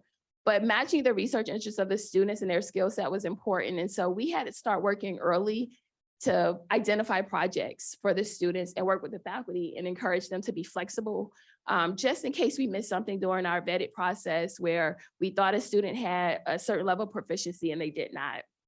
And so we would have sample projects for the students to rank to better match. And then we also had onboarding activities. That is that boot camp where we could get a week with that student, and then we could make sure we knew that that student had the foundation that was needed to be successful in the lab for the rest of the summer. And when there was a mismatch, we had some flexibility to adjust projects in the mentor assignments. We had already communicated to the faculty that, hey, sometimes things change and they weren't on board. Suggested modifications, these were opportunities. I think partnerships are so important. Partner early and often with community colleges and minority serving institutions, but also expand partnerships beyond recruitment. We start to use our partnerships to identify what our problems are together and how do we eradicate them. Working with HBCUs and working with community colleges, they have a lot of insight on what's working very well that we were able to take advantage of. And then another opportunity was expanding the research. One of the things I strongly encourage is broaden the definition of excellence. I mean, we have to go beyond the grades and consider the value of other important factors. And so persistence, resilience, and leadership. Because oftentimes you'll say, like, it wasn't a straight A student that excelled. They had other things. And I think PK's model talks a little bit about that. I think Dr. Holloway had mentioned that, but that's important. All right. Word of caution for when and whom this might work best. People matter. The human element is essential. I feel like the folks here know that, so I don't need to expand on that. But here's some quick conclusions and recommendations. Weave diversity, equity, inclusion, and justice into the foundation of everything. Think broadly about representation when it comes to undergraduate researchers and mentors. Always ask who is missing, not who is here, who is missing, and how can I reach them? Who do I go to? If I don't have any resources, well, who can I go to with the resources or access to get the assistance? What relationships need to be established? Make data-informed decisions. We already talked about that, disaggregating the data and looking at the intersectionality, but doing something with that data if it means looking at policies, processes, and practices. 3 more here, create an equity-minded environment. Recognizing that students are coming from different backgrounds, we have to meet them where we are. We have to build our programs with structure, but also some flexibility for students that have different needs. Incorporate goal setting, expectations, and feedback into the experience. Oftentimes, it's miscommunication when students leave or students opt out to do something different. They didn't understand. So if we can build that and be intentional, that will help. Onboarding, we talked about. Give students multiple ways to demonstrate their learning and their progress. Expand social capital, engage the community. Someone talked about family and friends. That is important depending on the community that you're serving. So, make sure they're part of the process. And then this last one is growth mindset, which I'm pretty sure all of you have probably heard about growth mindset. So I think I want to close up with that one. Is that my last slide? Oh yeah. Engineering everything. Remember that when you're thinking about diversity, equity, inclusion, and justice. So my name is Michael Johnson, and I'm from Texas A&M. May I get So I'm going to talk to you today about 2 programs. The first is our first generation engineering student mentoring program. And this is an internally funded program that focuses on our first generation students, because I think that this is a marginalized group that has received more attention recently, but has historically just kind of flown under the radar. And so this program provides our first generation students with some one-on-one mentoring in the College of Engineering, and the students can choose between a faculty, staff, or peer mentor. And the goal is basically to help them navigate their first year in college. And so Texas A&M is a university that has over 75,000 students. It's on over 6,000 acre campus. And it is very easy if you come from a place that might be rather small to get lost at a university like that. And the College of Engineering has over 24,000 students. So again, if you're used to a more personalized educational environment and you show up at a place like Texas A&M and you're not familiar with some of the things that are associated with college, it can be very difficult to navigate. And the goal of this program is to help those students navigate. We also provide some community building opportunities, bringing our first generation students together, and some motivational talks. We bring our former students that were first generation back to talk about, yes, there were certain struggles, but if you get through them, there's help here and you can have positive academic outcomes. So again, it is targeted at first generation students, and about 20% of the College of Engineering at Texas A&M comprises first generation students, and the ethnic makeup of those first generation students is very different than the overall makeup of the College of Engineering, especially when you look at the Hispanic and white populations. The Black population is about the same first generation and non-first generation. This program started in 2017, and we've had 800 students participate since that first cohort. One of the things that we do is we target students for participation through our offices of access and inclusion and our Women in Engineering program. We also have a summer bridge program. So we go into that, and that's focused on first generation students as well. We go into that program and try to, again, recruit students for the FGen program. So it's really about leveraging the resources available at Texas A&M and making sure that students understand that there's a lot of things available to them that can help them with their personal and professional goals. Again, we have an office for just about everything you can imagine at Texas A&M. We have a club for just about everything you can imagine, but it's very easy to get overwhelmed and not know where to find some of these resources. And so it's an opportunity to provide that additional support and structure for our first generation students. And we use a program called Cronus. It's a mentoring program. And the students sign up, they talk about what their particular interests are as far as a field. They talk about what their extracurricular activities are. And then the peer staff and faculty mentors enter similar information. And then the software will give them a match. Now, the student doesn't have to take that match. The student has a lot of agency in choosing what mentor they want. I will tell you that faculty tend to come in last as far as the chosen mentors. Peer mentors go first, and then our staff that is related to advising, and then finally, someone will take a faculty member if in a pinch. We do train all of our mentors. We have about a 4-hour training process that they go through to make sure that they understand what their responsibilities are and what they're getting into. And we do make sure that, at least at the beginning of the semester, that the mentors and mentees are meeting on a weekly basis. And again, it's just this opportunity. As soon as the students touch ground in College Station, we want them to meet with their mentor. We want them to meet with their mentor on a weekly basis so that they have somebody that they can check in with. And it can be something as simple as a 15-minute conversation. How are things going? What are you doing? What types of fun things are you doing here at the university? Do you need to find anything? It could be somebody that can just be a receptive person to feedback about, hey, I got a good score on this math quiz. Hey, that's great. Here's some other things you need to be thinking about. And again, as I mentioned before, we have motivational and community building events twice per semester. So one of the things that we've seen is we have higher persistence and academic performance among the students that are mentored in this program across all of the cohorts. Again, I fully acknowledge that there is some bias in that students are going to sign up for this program are going to be those that are a little more motivated. And so we are pushing to try to get it extended to as many students as possible. But in some cases, the academic performance of our first generation mentored students is actually outperforming the general student population.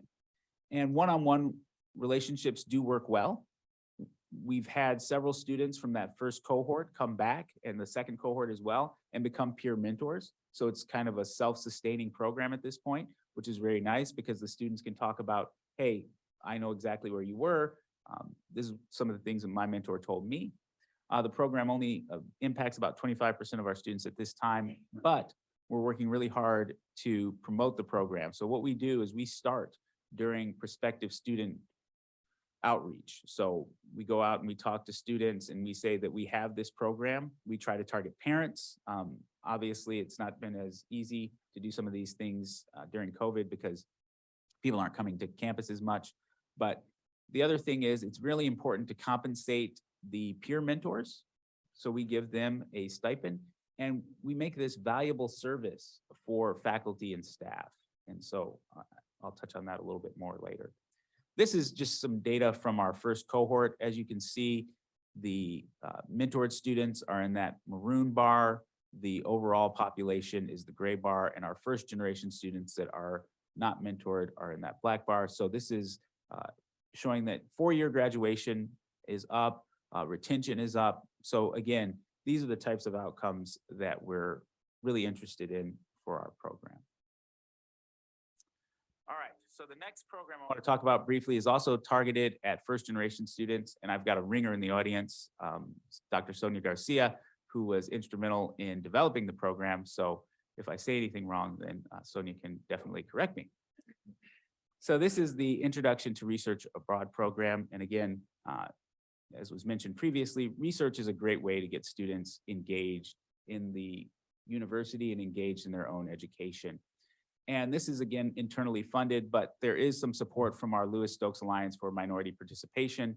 And this program was initially targeted at the College of Engineering, specifically our first generation students, but it was so successful that other colleges, our then College of Geoscience, our College of Business, also wanted to participate. And it provides a research experience abroad for first generation URM students. So this is kind of two high impact experiences in one, and it helps them engage in those activities. Again, this is a program that's open to what we call our Regent Scholars. And so our Regent Scholars are first generation students that have family adjusted gross incomes of less than $40,000 a year.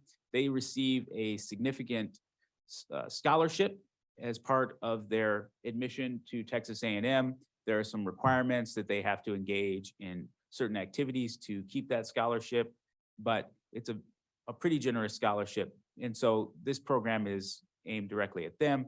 We've had about 112 students participate so far. So in most years, the students go to Yucatan, Mexico for 2 weeks and engage in a global research program in a global setting. 1 year, the students got to go to Belize, but traditionally we go to Mexico. And in addition to getting this international experience, they learn about research, right? They engage in an understanding of the research process. They're introduced to graduate school and the role of research in graduate school. And then they come back and they work on that research project over the summer. And then it culminates with a presentation in the fall semester of the research plan or of the research project. So again, there are a lot of positive outcomes from this particular project. Students learned about another culture and became much more comfortable with being abroad, which is extremely important. Students understood engineering better, had another broader understanding of what is graduate school. So again, I mentioned that LSAM is helping to fund this, and that's really their angle, right? How do we get this pathway into graduate school? So making sure that these underrepresented first generation students understood graduate school. And this is the bullet that I'm really, really proud of. Almost 40% of the students that engaged in this experience also engaged in another international experience. So we're talking about a population that traditionally does not do a lot of study abroad, but not only did they do one, they went and did another one. Just a couple other things. Finding a partner institution can be challenging. And again, people matter. So personal connections and funding is extremely important. 80% of the students that participated in this said that they would not have been able to participate without support. So you can think about this population with an AGI of less than $40,000 going home and saying, I need $1,000 for a plane ticket and this other additional money for this study abroad experience. That's just not feasible. So this is a bit of an eye chart here, but it just shows, so maroon is good. I'm from Texas A&M. So these are the graduation rates and the retention rates for the various cohorts. And you can see that the program has had an overall positive impact. So just to wrap it up here, just because something doesn't scale well doesn't mean we shouldn't do it. And again, the College of Engineering at Texas A&M, we have 24,000 students. A lot of times I get asked, how does this scale, right? How can we roll this out to like thousands of people? And it's, well, there's just, that's not viable, right? And so, but it doesn't mean that we shouldn't try, because we're having an impact on students. And if every program doesn't touch every student, that's okay. But we want to make sure that we're touching as many students with as many programs as we can. Outcome data are obviously critical for administrators. One of the things that surprised me when I started doing development with donors is how important this outcome data was with them. So they wanted to hear, okay, what is the retention? What is the impact on grades? You know, it's not just I want to give money and put my name on something. I want to see the impact of that. That was surprising to me. And again, there should be some incentive for the faculty. So if a faculty member or a staff member engages in the FGen mentoring program, that is viewed as high impact service. That also contributes to their diversity service. So again, senior administration has to be willing to support these types of things with those types of efforts. I do want to acknowledge some of the other people who have worked on this. And so data people, people who put together this program, and my colleagues in engineering. And with that, I am Michael Johnson, and that is my email. Hello, good morning. Can I plug in two things really quick? Dr. Johnson talked about, a program that, again, I started about 6 years ago. So we had 2 articles published by ASEE this summer. In the 5 years, 6 years, results of the program. So you could see there a more elaborate data on how our students are doing. And second, we also published a paper, NSF, LSAMP, at AASE, because as you recall, this program was really put in place because we were able to get monies from LSAM. So we have 2 papers this summer in ASEE that we published before I moved into University of Georgia. So you can go ahead and if you are interested, I can give you the titles of papers.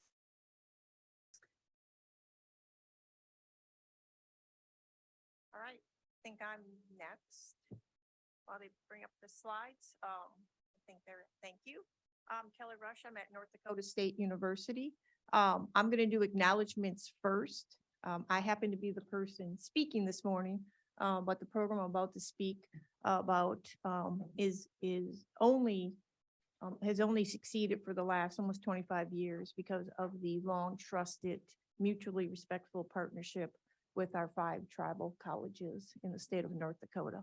And so any of those folks can easily be the person speaking today. So keep that in mind. I'm just a small little cog in that wheel that for the success of this program. I'm also going to take a little different approach than what has been taken by the other speakers. It's been a great meeting so far.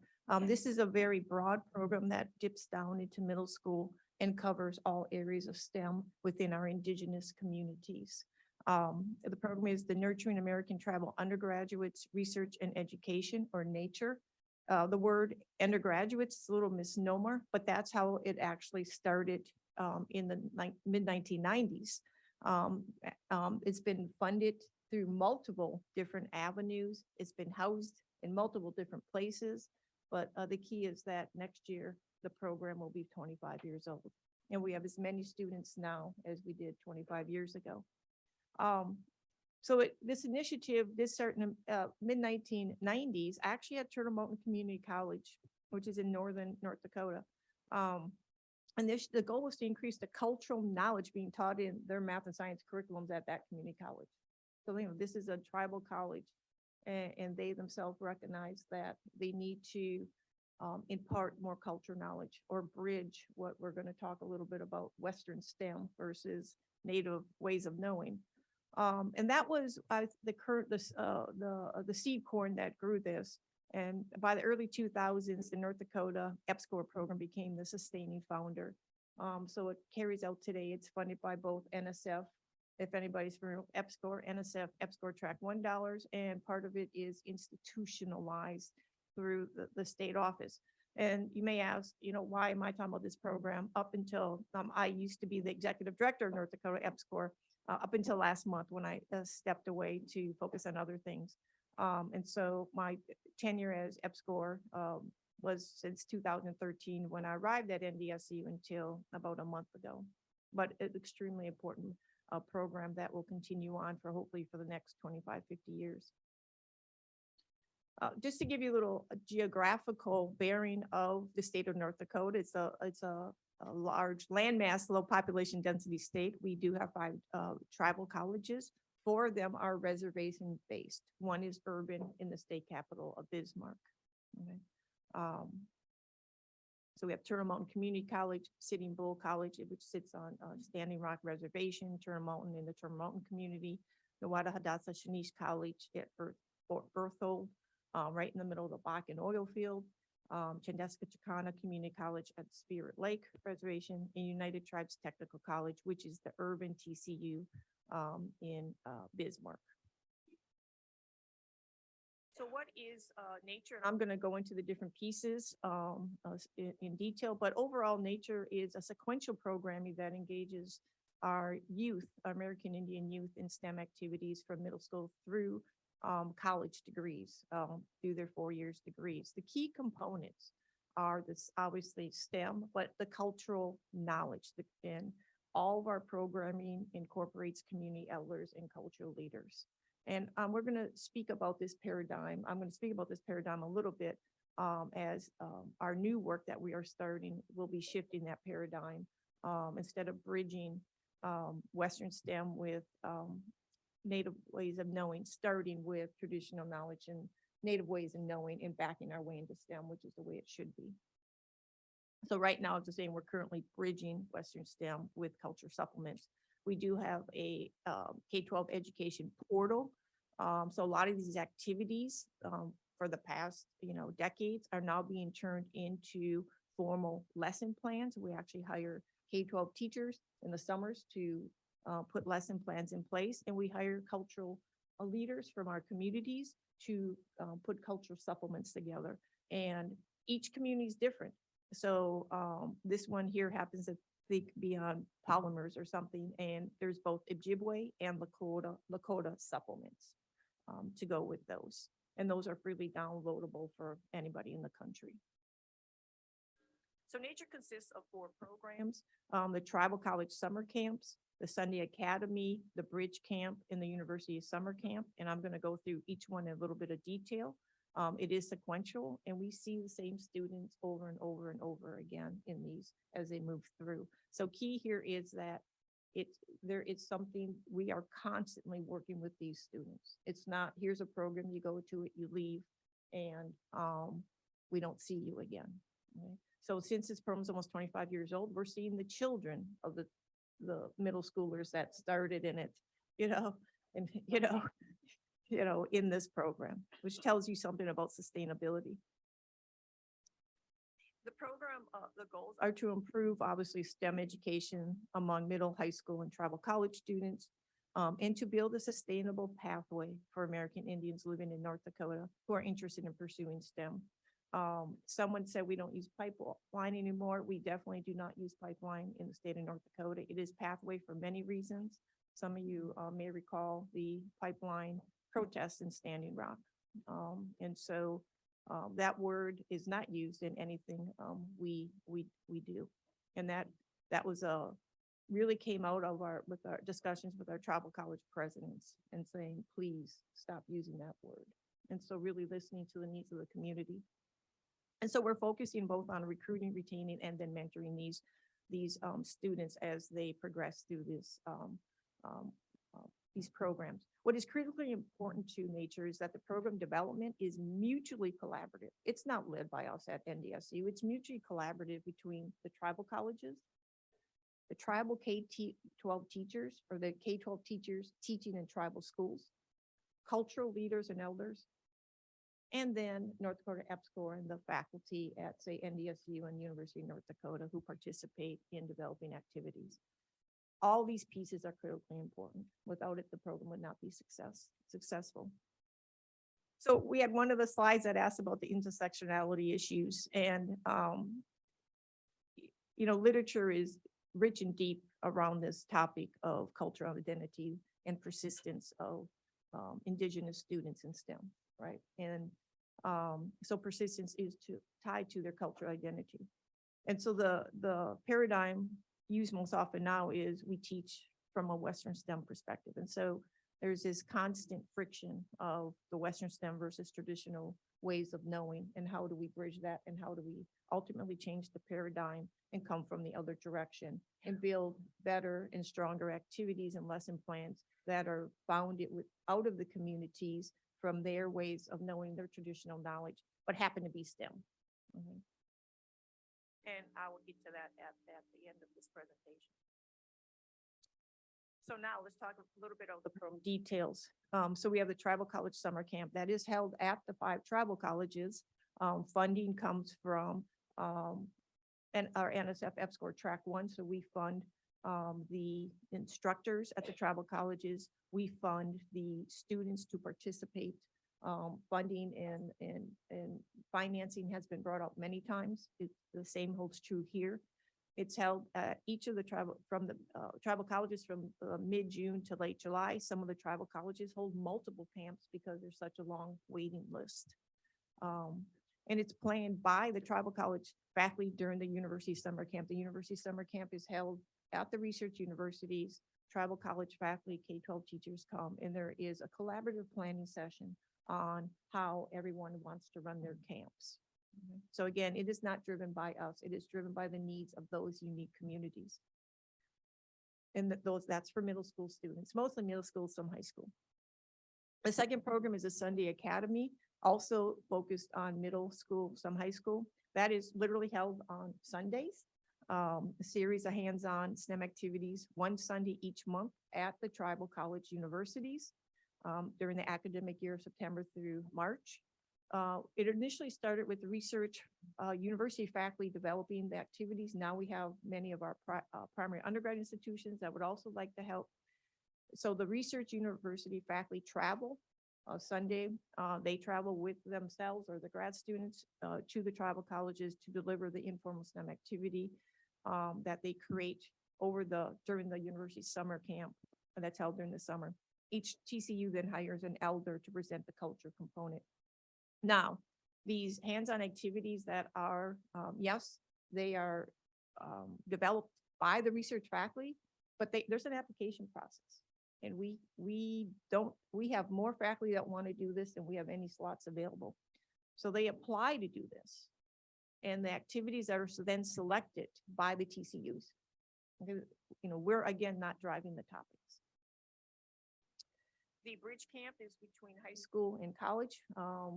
Within the tribal communities, a lot of students are interested in going to college. They indicate they're going to college, and then when the fall arrives, they're not in college. So there's a lot of loss. A lot of that is financial based in the great and critical need to earn an income. So that's a brand new program that started in 2019, trying to help bridge that summer between high school and college, keep them engaged, but also structure it such that they can hold full-time jobs. So it's held 3 days, they go away with an assignment and activity, come back another 3 days, usually on weekends, and that way they can also earn an income in the summer. The last one is our University Summer Camp held at the 2-week residential camp for TCU students that are currently in undergrads at the tribal colleges. Most of our tribal colleges are 2-year. Some of them do have 4-year, a few 4-year programs. They are expanding. That is wonderful. And so again, we've talked already, many folks have talked about getting them engaged in research. The program costs about $200,000 a year. I'm being generous. It's probably closer to 300,000 a year. And this just gives you an example of, this is only numbers I'm going to show you. And I'll talk about that in a few minutes. But from the fiscal years 2020 and 2021, we had a total of about 633 participants. The majority of them were 601 were actually American Indian. Since 2014, we've had about 3,000 participants. So the reports of this initiative, one thing I want to stress in terms of the outcomes, the results cannot be reduced to a number in a table of statistics. Statistics do not work with this population demographic. We must look at income outcomes through the lens of the impact to the indigenous communities. That impact is high. And I just happen to have 3 of them here. I'm not going to go through. I'm just going to talk a little bit about Austin Allard. He's a Turtle Mountain Chippewa. He actually attended all the Sunday academies, the tribal college summer camps. He then did come to NDSU, received a degree in civil, got his master's in civil. He went to Texas A&M and got his PhD in civil. And then he came back and we hired him in the EPSCoR staff for a few months until he proudly announced, I just got hired as a Turtle Mountain community faculty. And so he has come full circles. And what that means to his community, that one person with a PhD in engineering, and what that means not only to his community, all indigenous communities, cannot be understated. So we really have to take a different lens when working with and thinking about the numbers. And I've been having these discussions with NSF for a while. Okay. So what worked? What has worked well? We've had high participation rates for 25 years. There is a need. Students progress through these sequential programs. You see them over and over. They come to all the TCU TCU summer camps. Then you see them in the Sunday academies. You see them progressing. They're fully subscribed. And it's, again, highly dependent. The success is highly dependent on the mutual respectful collaboration. It cannot be a one-way partnership. So we did have significant issues, or we do have some issues with the Bridge and University summer camps because of the competition to earn an income. And we're working through those, okay? Suggested modifications, we already know we need to be in kindergarten. We need to be in elementary school. We need to fully engage the family caregivers in a holistic manner. We need to begin with Native ways of knowing and traditional knowledge to better engage these students. We know that. If anyone who wants to implement this type of program, it must be an authentic partnership or it will not be successful. It cannot be transactional. It will not be successful. Trust is gained over years, and trust is broken in 5 minutes. All right. The needs of the community must drive the partnership. I'm here to help, but I'm not driving this. The needs of the community come first. Words of caution, again, the trusted partnerships, and it cannot be transactional. Conclusions, recommendations, programs to engage American Indian students in indigenous communities have to be grounded in the indigenous framework of the 7 R's: respect, responsibility, relationships, relevance, representation, reciprocity, and resilience. And I will admit, I have a lot to learn, right? I have a lot to learn. And going into and working with these communities, you listen and you learn, and you let them drive the discussion. There's an inherent epistemological conflict between Western STEM and educational contexts and American Indian identity, traditional knowledge and ways of knowing. And so we have to flip that paradigm. And so I'm the North Dakota PI on a new NSF Includes Award. That is a 6-state award. North Dakota, South Dakota, Montana, Wyoming, Idaho, and New Mexico. And it's called the Circles Alliance, Cultivating Indigenous Research Leadership for Education in STEM. And it is focused on the paradigm of working with our indigenous communities and our elders and driving STEM development through the needs of that community, through their traditional knowledge, to their ways of knowing, and backing our way into the activities and the lesson plans that are then needed to teach. There's a lot of K-12 teachers in tribal schools, so we have that are not native. And so the award also has a lot of professional development for our K-12 teachers that are teaching in our native schools. Is there an engineer in the house? Yeah. So I thought I had challenge in following Dr. Artis, but after hearing Dr. Rush and Dr. Johnson, I'm very humbled to be here. And I really want to thank Jenna for this invitation, and of course the work of the National Academies and others who are working so hard to make this. And see, I'm still Michael Johnson. I'm sure. So I'll go ahead and get started because I do want to make sure that I keep to time as well. So really want to recognize Jen Love, who's with us at Northeastern University. And Jen is, among other things, part of the Center for STEM Education and also leading our peer academy, along with Claire Duggan, who's on the line. She couldn't be here today, but she's on the line. Claire is the director of the Center for STEM Academy. And what the Peer Academy does as part of our Engineering Plus Alliance, one of 17 NSF includes alliances, is really operationalize these best practices. A lot of us have been around talking about best practices for 30, 40 years in engineering. And what we haven't done is really equip people to really be change agents at their institutions and regionally. And that's what the Peer Academy does. It takes the knowledge of best practices and asks the question, how do you scale, how do you implement, and how do you implement institutional change? Because ultimately is what Sir Edward Deming says, every system is perfectly designed to produce the results it gets. So in order to change the results, we really have to change the systems. And I'm going to talk about that momentarily. I've just finished a book recently called Systems Thinking for Social Change by David Peter Stroh. And he's built on Peter Senge's fifth discipline, which is systems thinking. And I recommend everybody take a look at this. And I'll even recommend, if you can't read the whole thing, chapters 1, 2, 3, and 13. And that's the assignment I gave my staff in the Office of Diversity, Equity, Inclusion, because I really feel that a lot of the problems that we have, he asks a fundamental question that I'll pose with you following my good friend Brooke Berhaney's talk. Despite our best efforts, why have we been unable to solve this problem or achieve meaningful progress? And there are three reasons that I'll just throw out before I just get into my talk. One is, we go into solutions right away. A lot of us are engineers and we like solutions. We like to know that we're proceeding towards something as well, without looking at the root causes of the complex problems that we face.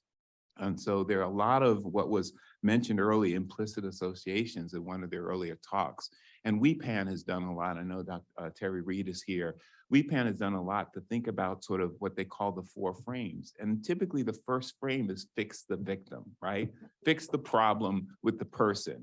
But the 4th frame is institutional. And that's really where we need to focus on the institutional change, not trying to fix the people who are directly affected deleteriously.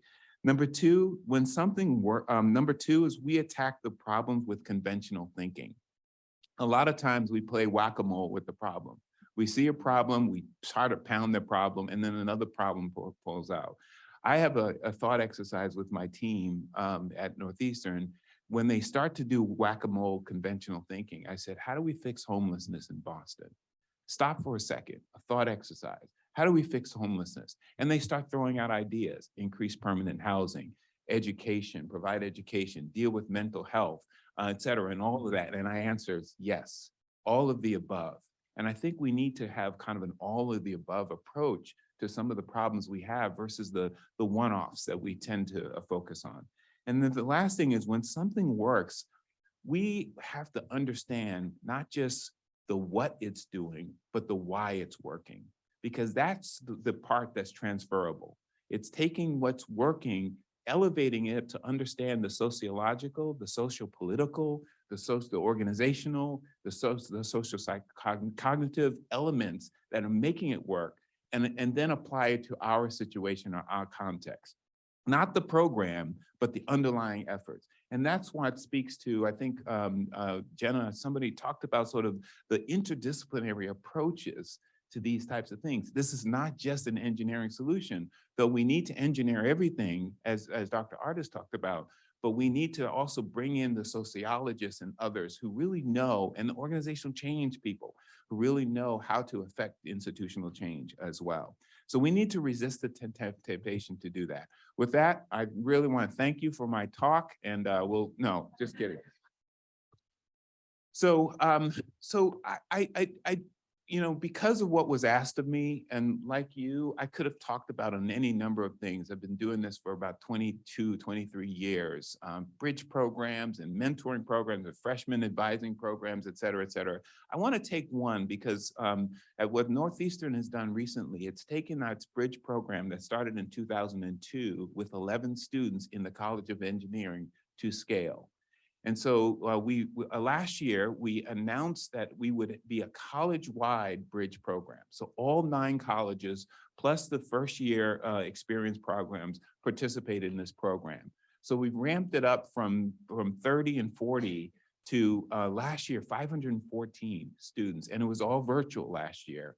And this year, 258 participated in person in this program, college, university-wide, not just this. And so the other question is, how do we get some things to scale and in an appropriate way to, I think it was Dr. Rush's point, or maybe it was Dr. Johnson's point, we should get it to scale in appropriate ways in order to take this. So Alex Cortez has done a lot in bellwether education to determine the difference between direct impact, wider impact, and systemic impact.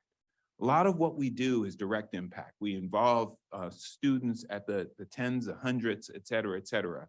But taking the lesson, what Jenna is doing with this conference and others on this committee is doing with this conference, is trying to understand how do we take what's work and apply it so that we'd have wider impact, right? Broader impact, wider impact. And then the third level, and that's really the challenge, is how do we have systemic impact so that conferences like these are not necessary. My president asked me, Carl, how do you become irrelevant? And I thought he was trying to fire me. But the truth is that we become irrelevant by making sure everybody takes on the responsibility beyond just a single office, a chief inclusion officer or director of multicultural engineering. Everyone takes on the responsibility. So you stop anyone on the street and said, what are you doing to broaden participation? Or in our case at Northeastern, what do you do to advance belonging on our campus? And they'd have an answer for you as well. And by the way, it's also tied to their compensation.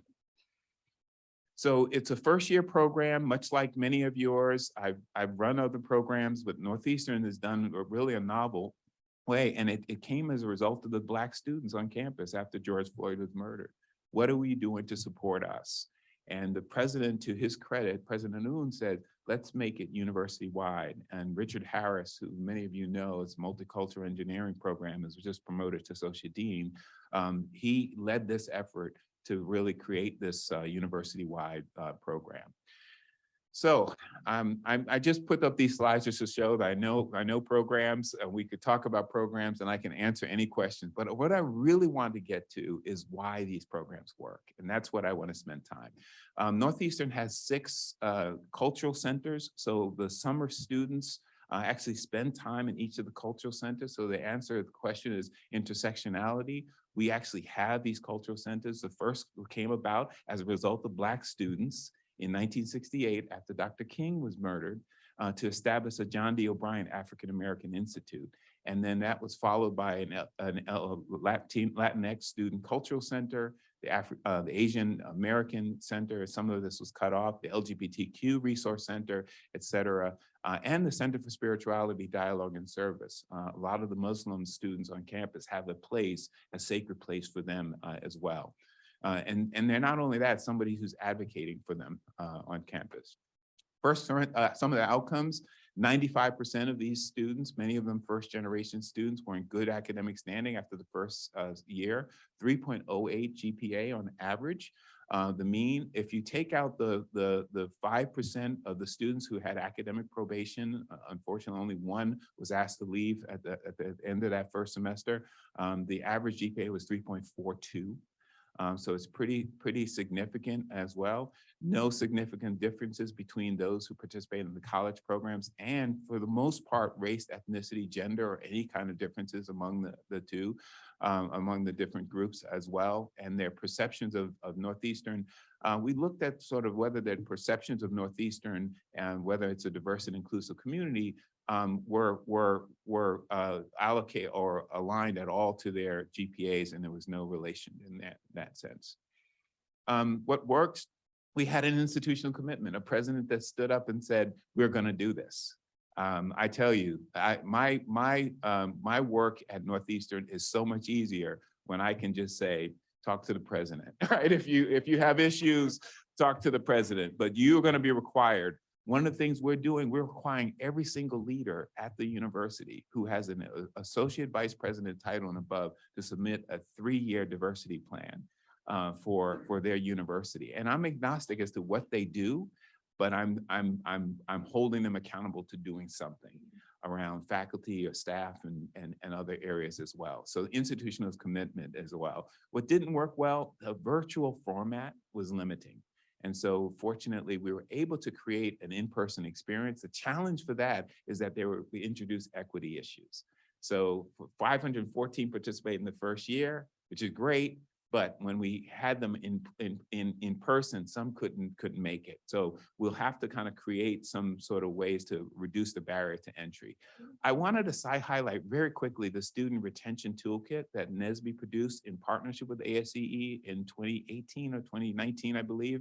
And it has a toolkit for Summer Bridge program, but also 9 other intervention. How do you get institutional commitment? How do you build self-efficacy? How do you celebrate identity as well? So what does it work? And I know I have about 4 minutes here. My dissertation research way back when was looking at African-American males and high achieving African-American males, not from a deficit standpoint, but as somebody pointed out, from an asset. Why are students successful? And I looked at Vincent Tinto's work and Terenzini on institutional integration. The students who are successful, do they have better academic integration, that is quality of interaction with faculty, and peer integration, quality interaction with the peers? When we talk about belonging in many of these programs and the communities and the sense of belonging, that's what we're talking about, social integration. And then I said, if that's the case for African-American males, what are the moderators? One is academic self-efficacy. If I'm confident in my ability, I'm more likely be engaged with faculty. And the social integration, if I'm comfortable in my own identity as a person of color, in this case, African-American male, but it could be an indigenous person, LGBTQ, et cetera. If I'm comfortable in who I am, I'm more likely to be socially engaged. And that's indeed what I found. And so there are 4 major components here that we should probably think about as we think about the frameworks. One is, how do we build self-efficacy? How do we build confidence in their academic ability for the young people? And you do that by progressive mastery, right? Hey, you are successful here, you could be successful there as well. Number 2, they had strong relationships with faculty. Facilitating those vertical connections is key, and engineering them, especially for people like me who are very shy, very reserved, right? As a student, I was intimidated by faculty. I grew up in a West Indian home. We didn't talk to adults, right?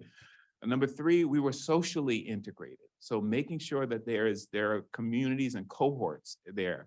And you can engineer those, back to engineering those cohorts through clusters and other kinds of points of engagement as well on campus. And then the 4, and this is what we don't typically talk about, but we've got to talk about, because who one is, what we believe influences the stories we tell ourselves and our attempts to operate in the world.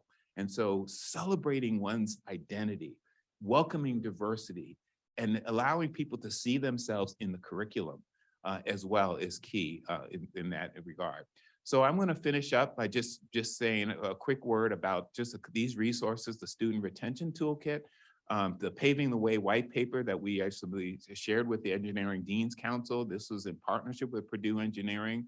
We work with Monica Cardella and her graduate students on producing this. I can make that available to this population here. Student Retention Toolkit is available on Amazon in Kindle versions and in print versions. And I'm basically will don't have the time, but really kind of deal with the sort of, you've got to address this from a system standpoint. Institutionally, making a bold institutional commitment to diversity. We have to address the pedagogy. We are doing an effort to decolonize the curriculum.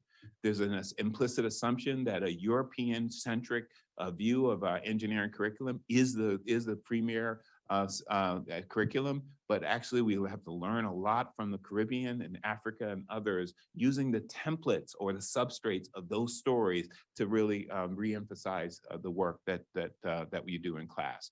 Faculty and staff, assessing expectations and mitigating implicit bias. I mean, that's really key. I mean, we have these mental representations that come about of who is good, who is the best and the brightest, right? And sort of expecting those, and then building an identity and belonging, making sure that it's explicit. And we as engineers are so technical, thing-oriented, that the types of things around identity belonging tend not to be the things that come naturally.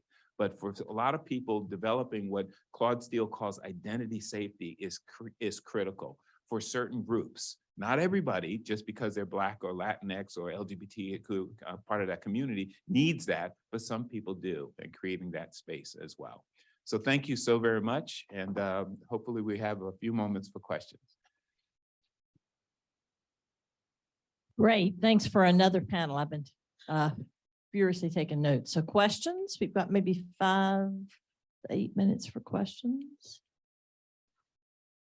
So that toolkit you said available on Amazon? Okay, all right, yes, Rachel. Hi, I'm Rachel Ellisted, Engineering Fundamentals at UT Knoxville.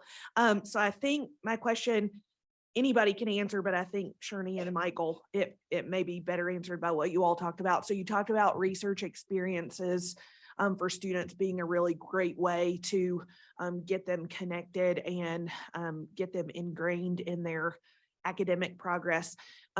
I wonder how much of that is related to the actual process of doing research versus the relationship that they build with the faculty or grad students or postdocs that they're working with.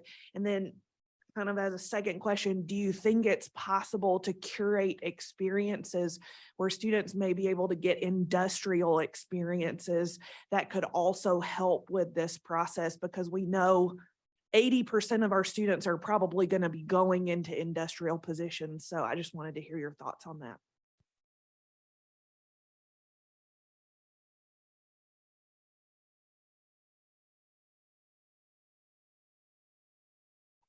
I think yes, all of the above.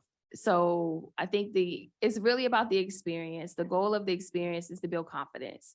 Dr. Reed talked about mastery. So that's one thing. Connection, that social capital. So the people that they're engaged with, so they can get that in a research experience, they can get that in an industry internship as well, but they have to be connected with the right people, the individuals that will affirm them, individuals that will encourage them, support them. So now it's not just about the technical content. So thinking holistically about it. So yes to everything you said. And I think that's what make it work. You have to think about all aspects. You have to have all of the components there to see the outcomes that we're trying to see here as we think about weaving students into engineering.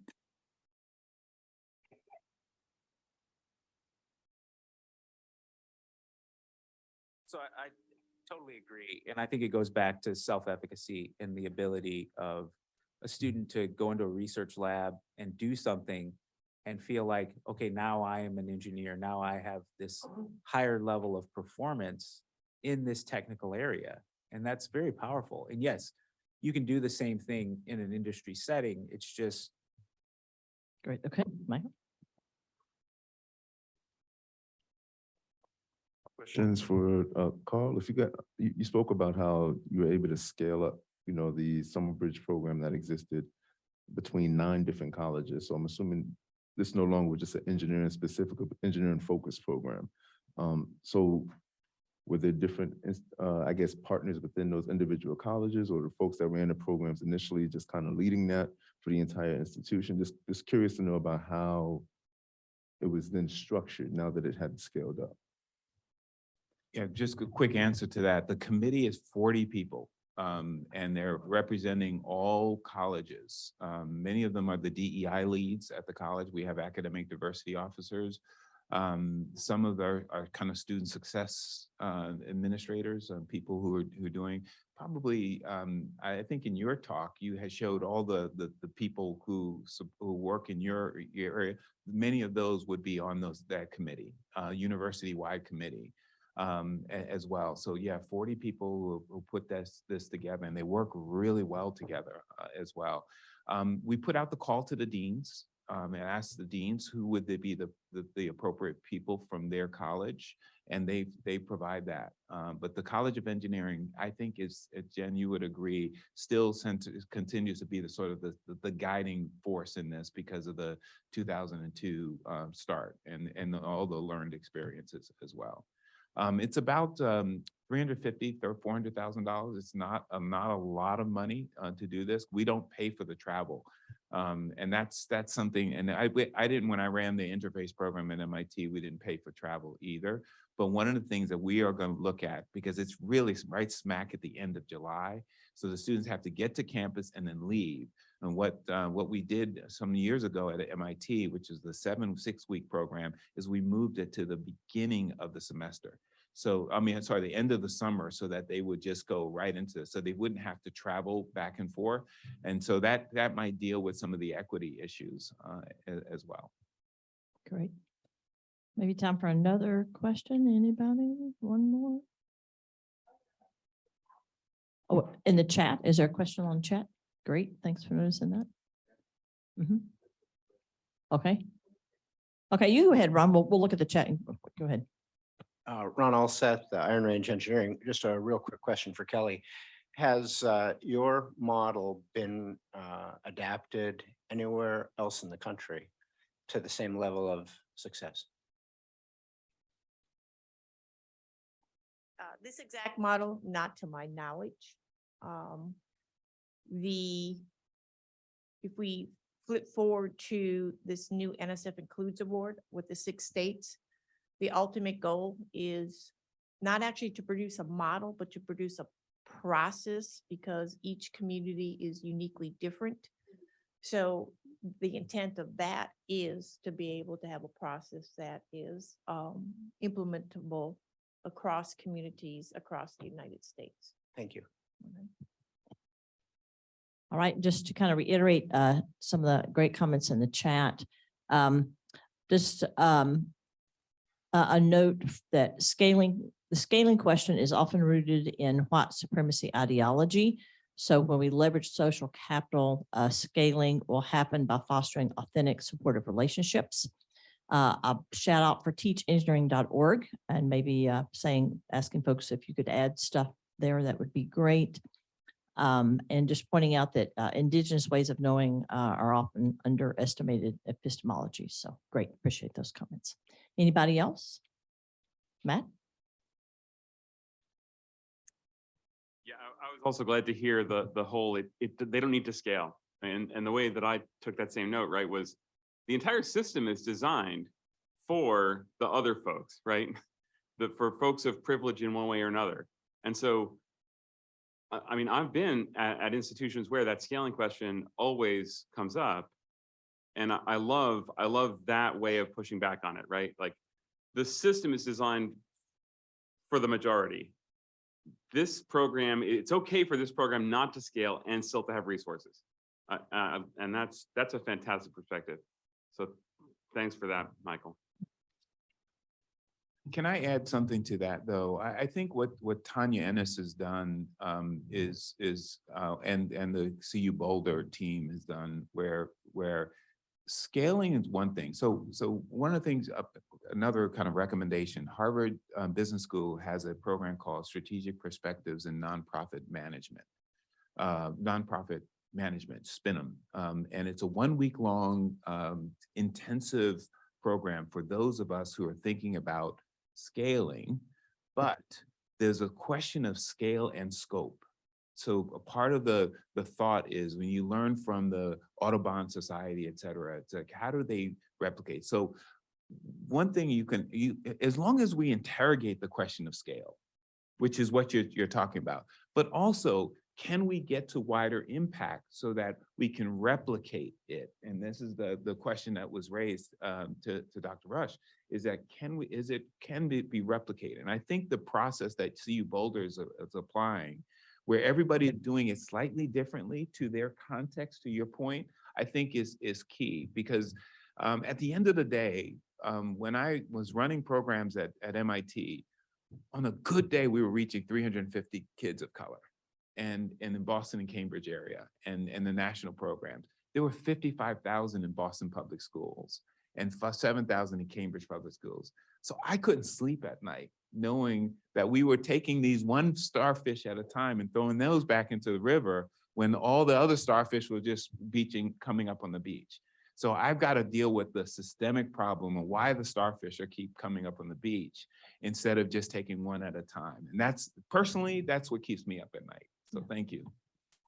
Yeah, I want to make a great point. So I've been involved for a long time with the Grand Challenge Scholars Program. There are 90 programs around the world and they don't look the same. And so the approach we've taken is that the program provides scaffolding, right? So it's a scaffold and it assures that people are meeting the goals, right? You have to, there's some things so that programs don't come in that are, focused on something else or perhaps substandard quality or whatever. So it's kind of got a baseline. We've got some scaffolding, but people have the flexibility to craft that so that it works on your campus. So what works at Campbell University is not going to be the same as what works at USC, for example, California, not South Carolina. I'm in North Carolina. And that's been, I think, a secret to its success. So that's really sort of what you're saying, right? That's really what CU Boulder has done, is allow institutions to personalize it so it works for your people and your situation. So yeah, it's a great point. All right. So here's what we're going to do. You've been a fantastic group and hung in there all morning. We have got two provocateurs. So Sharnia Artis and Brooke Bahani, and I apologize for mispronouncing your name, Brooke, earlier. People butchered my name my entire life.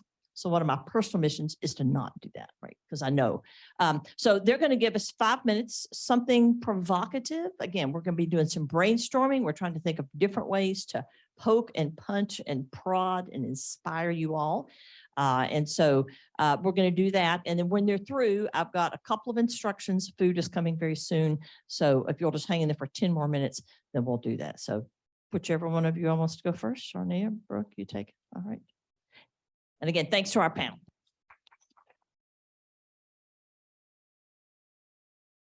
Since I'm up here, I'll go ahead and get started. Go ahead. Not quite sure what you wanted me to do as being a provocateur, but I'll give it a go and take the feedback. Jenna asked me to just say a few words to kind of like get everyone sparked and motivated for the afternoon.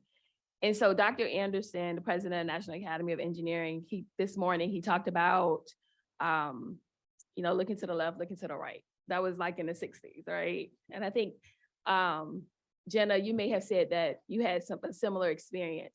So I was probably not even being thought about in the 60s, but in the late 90s, I heard the same thing. And I actually believed it.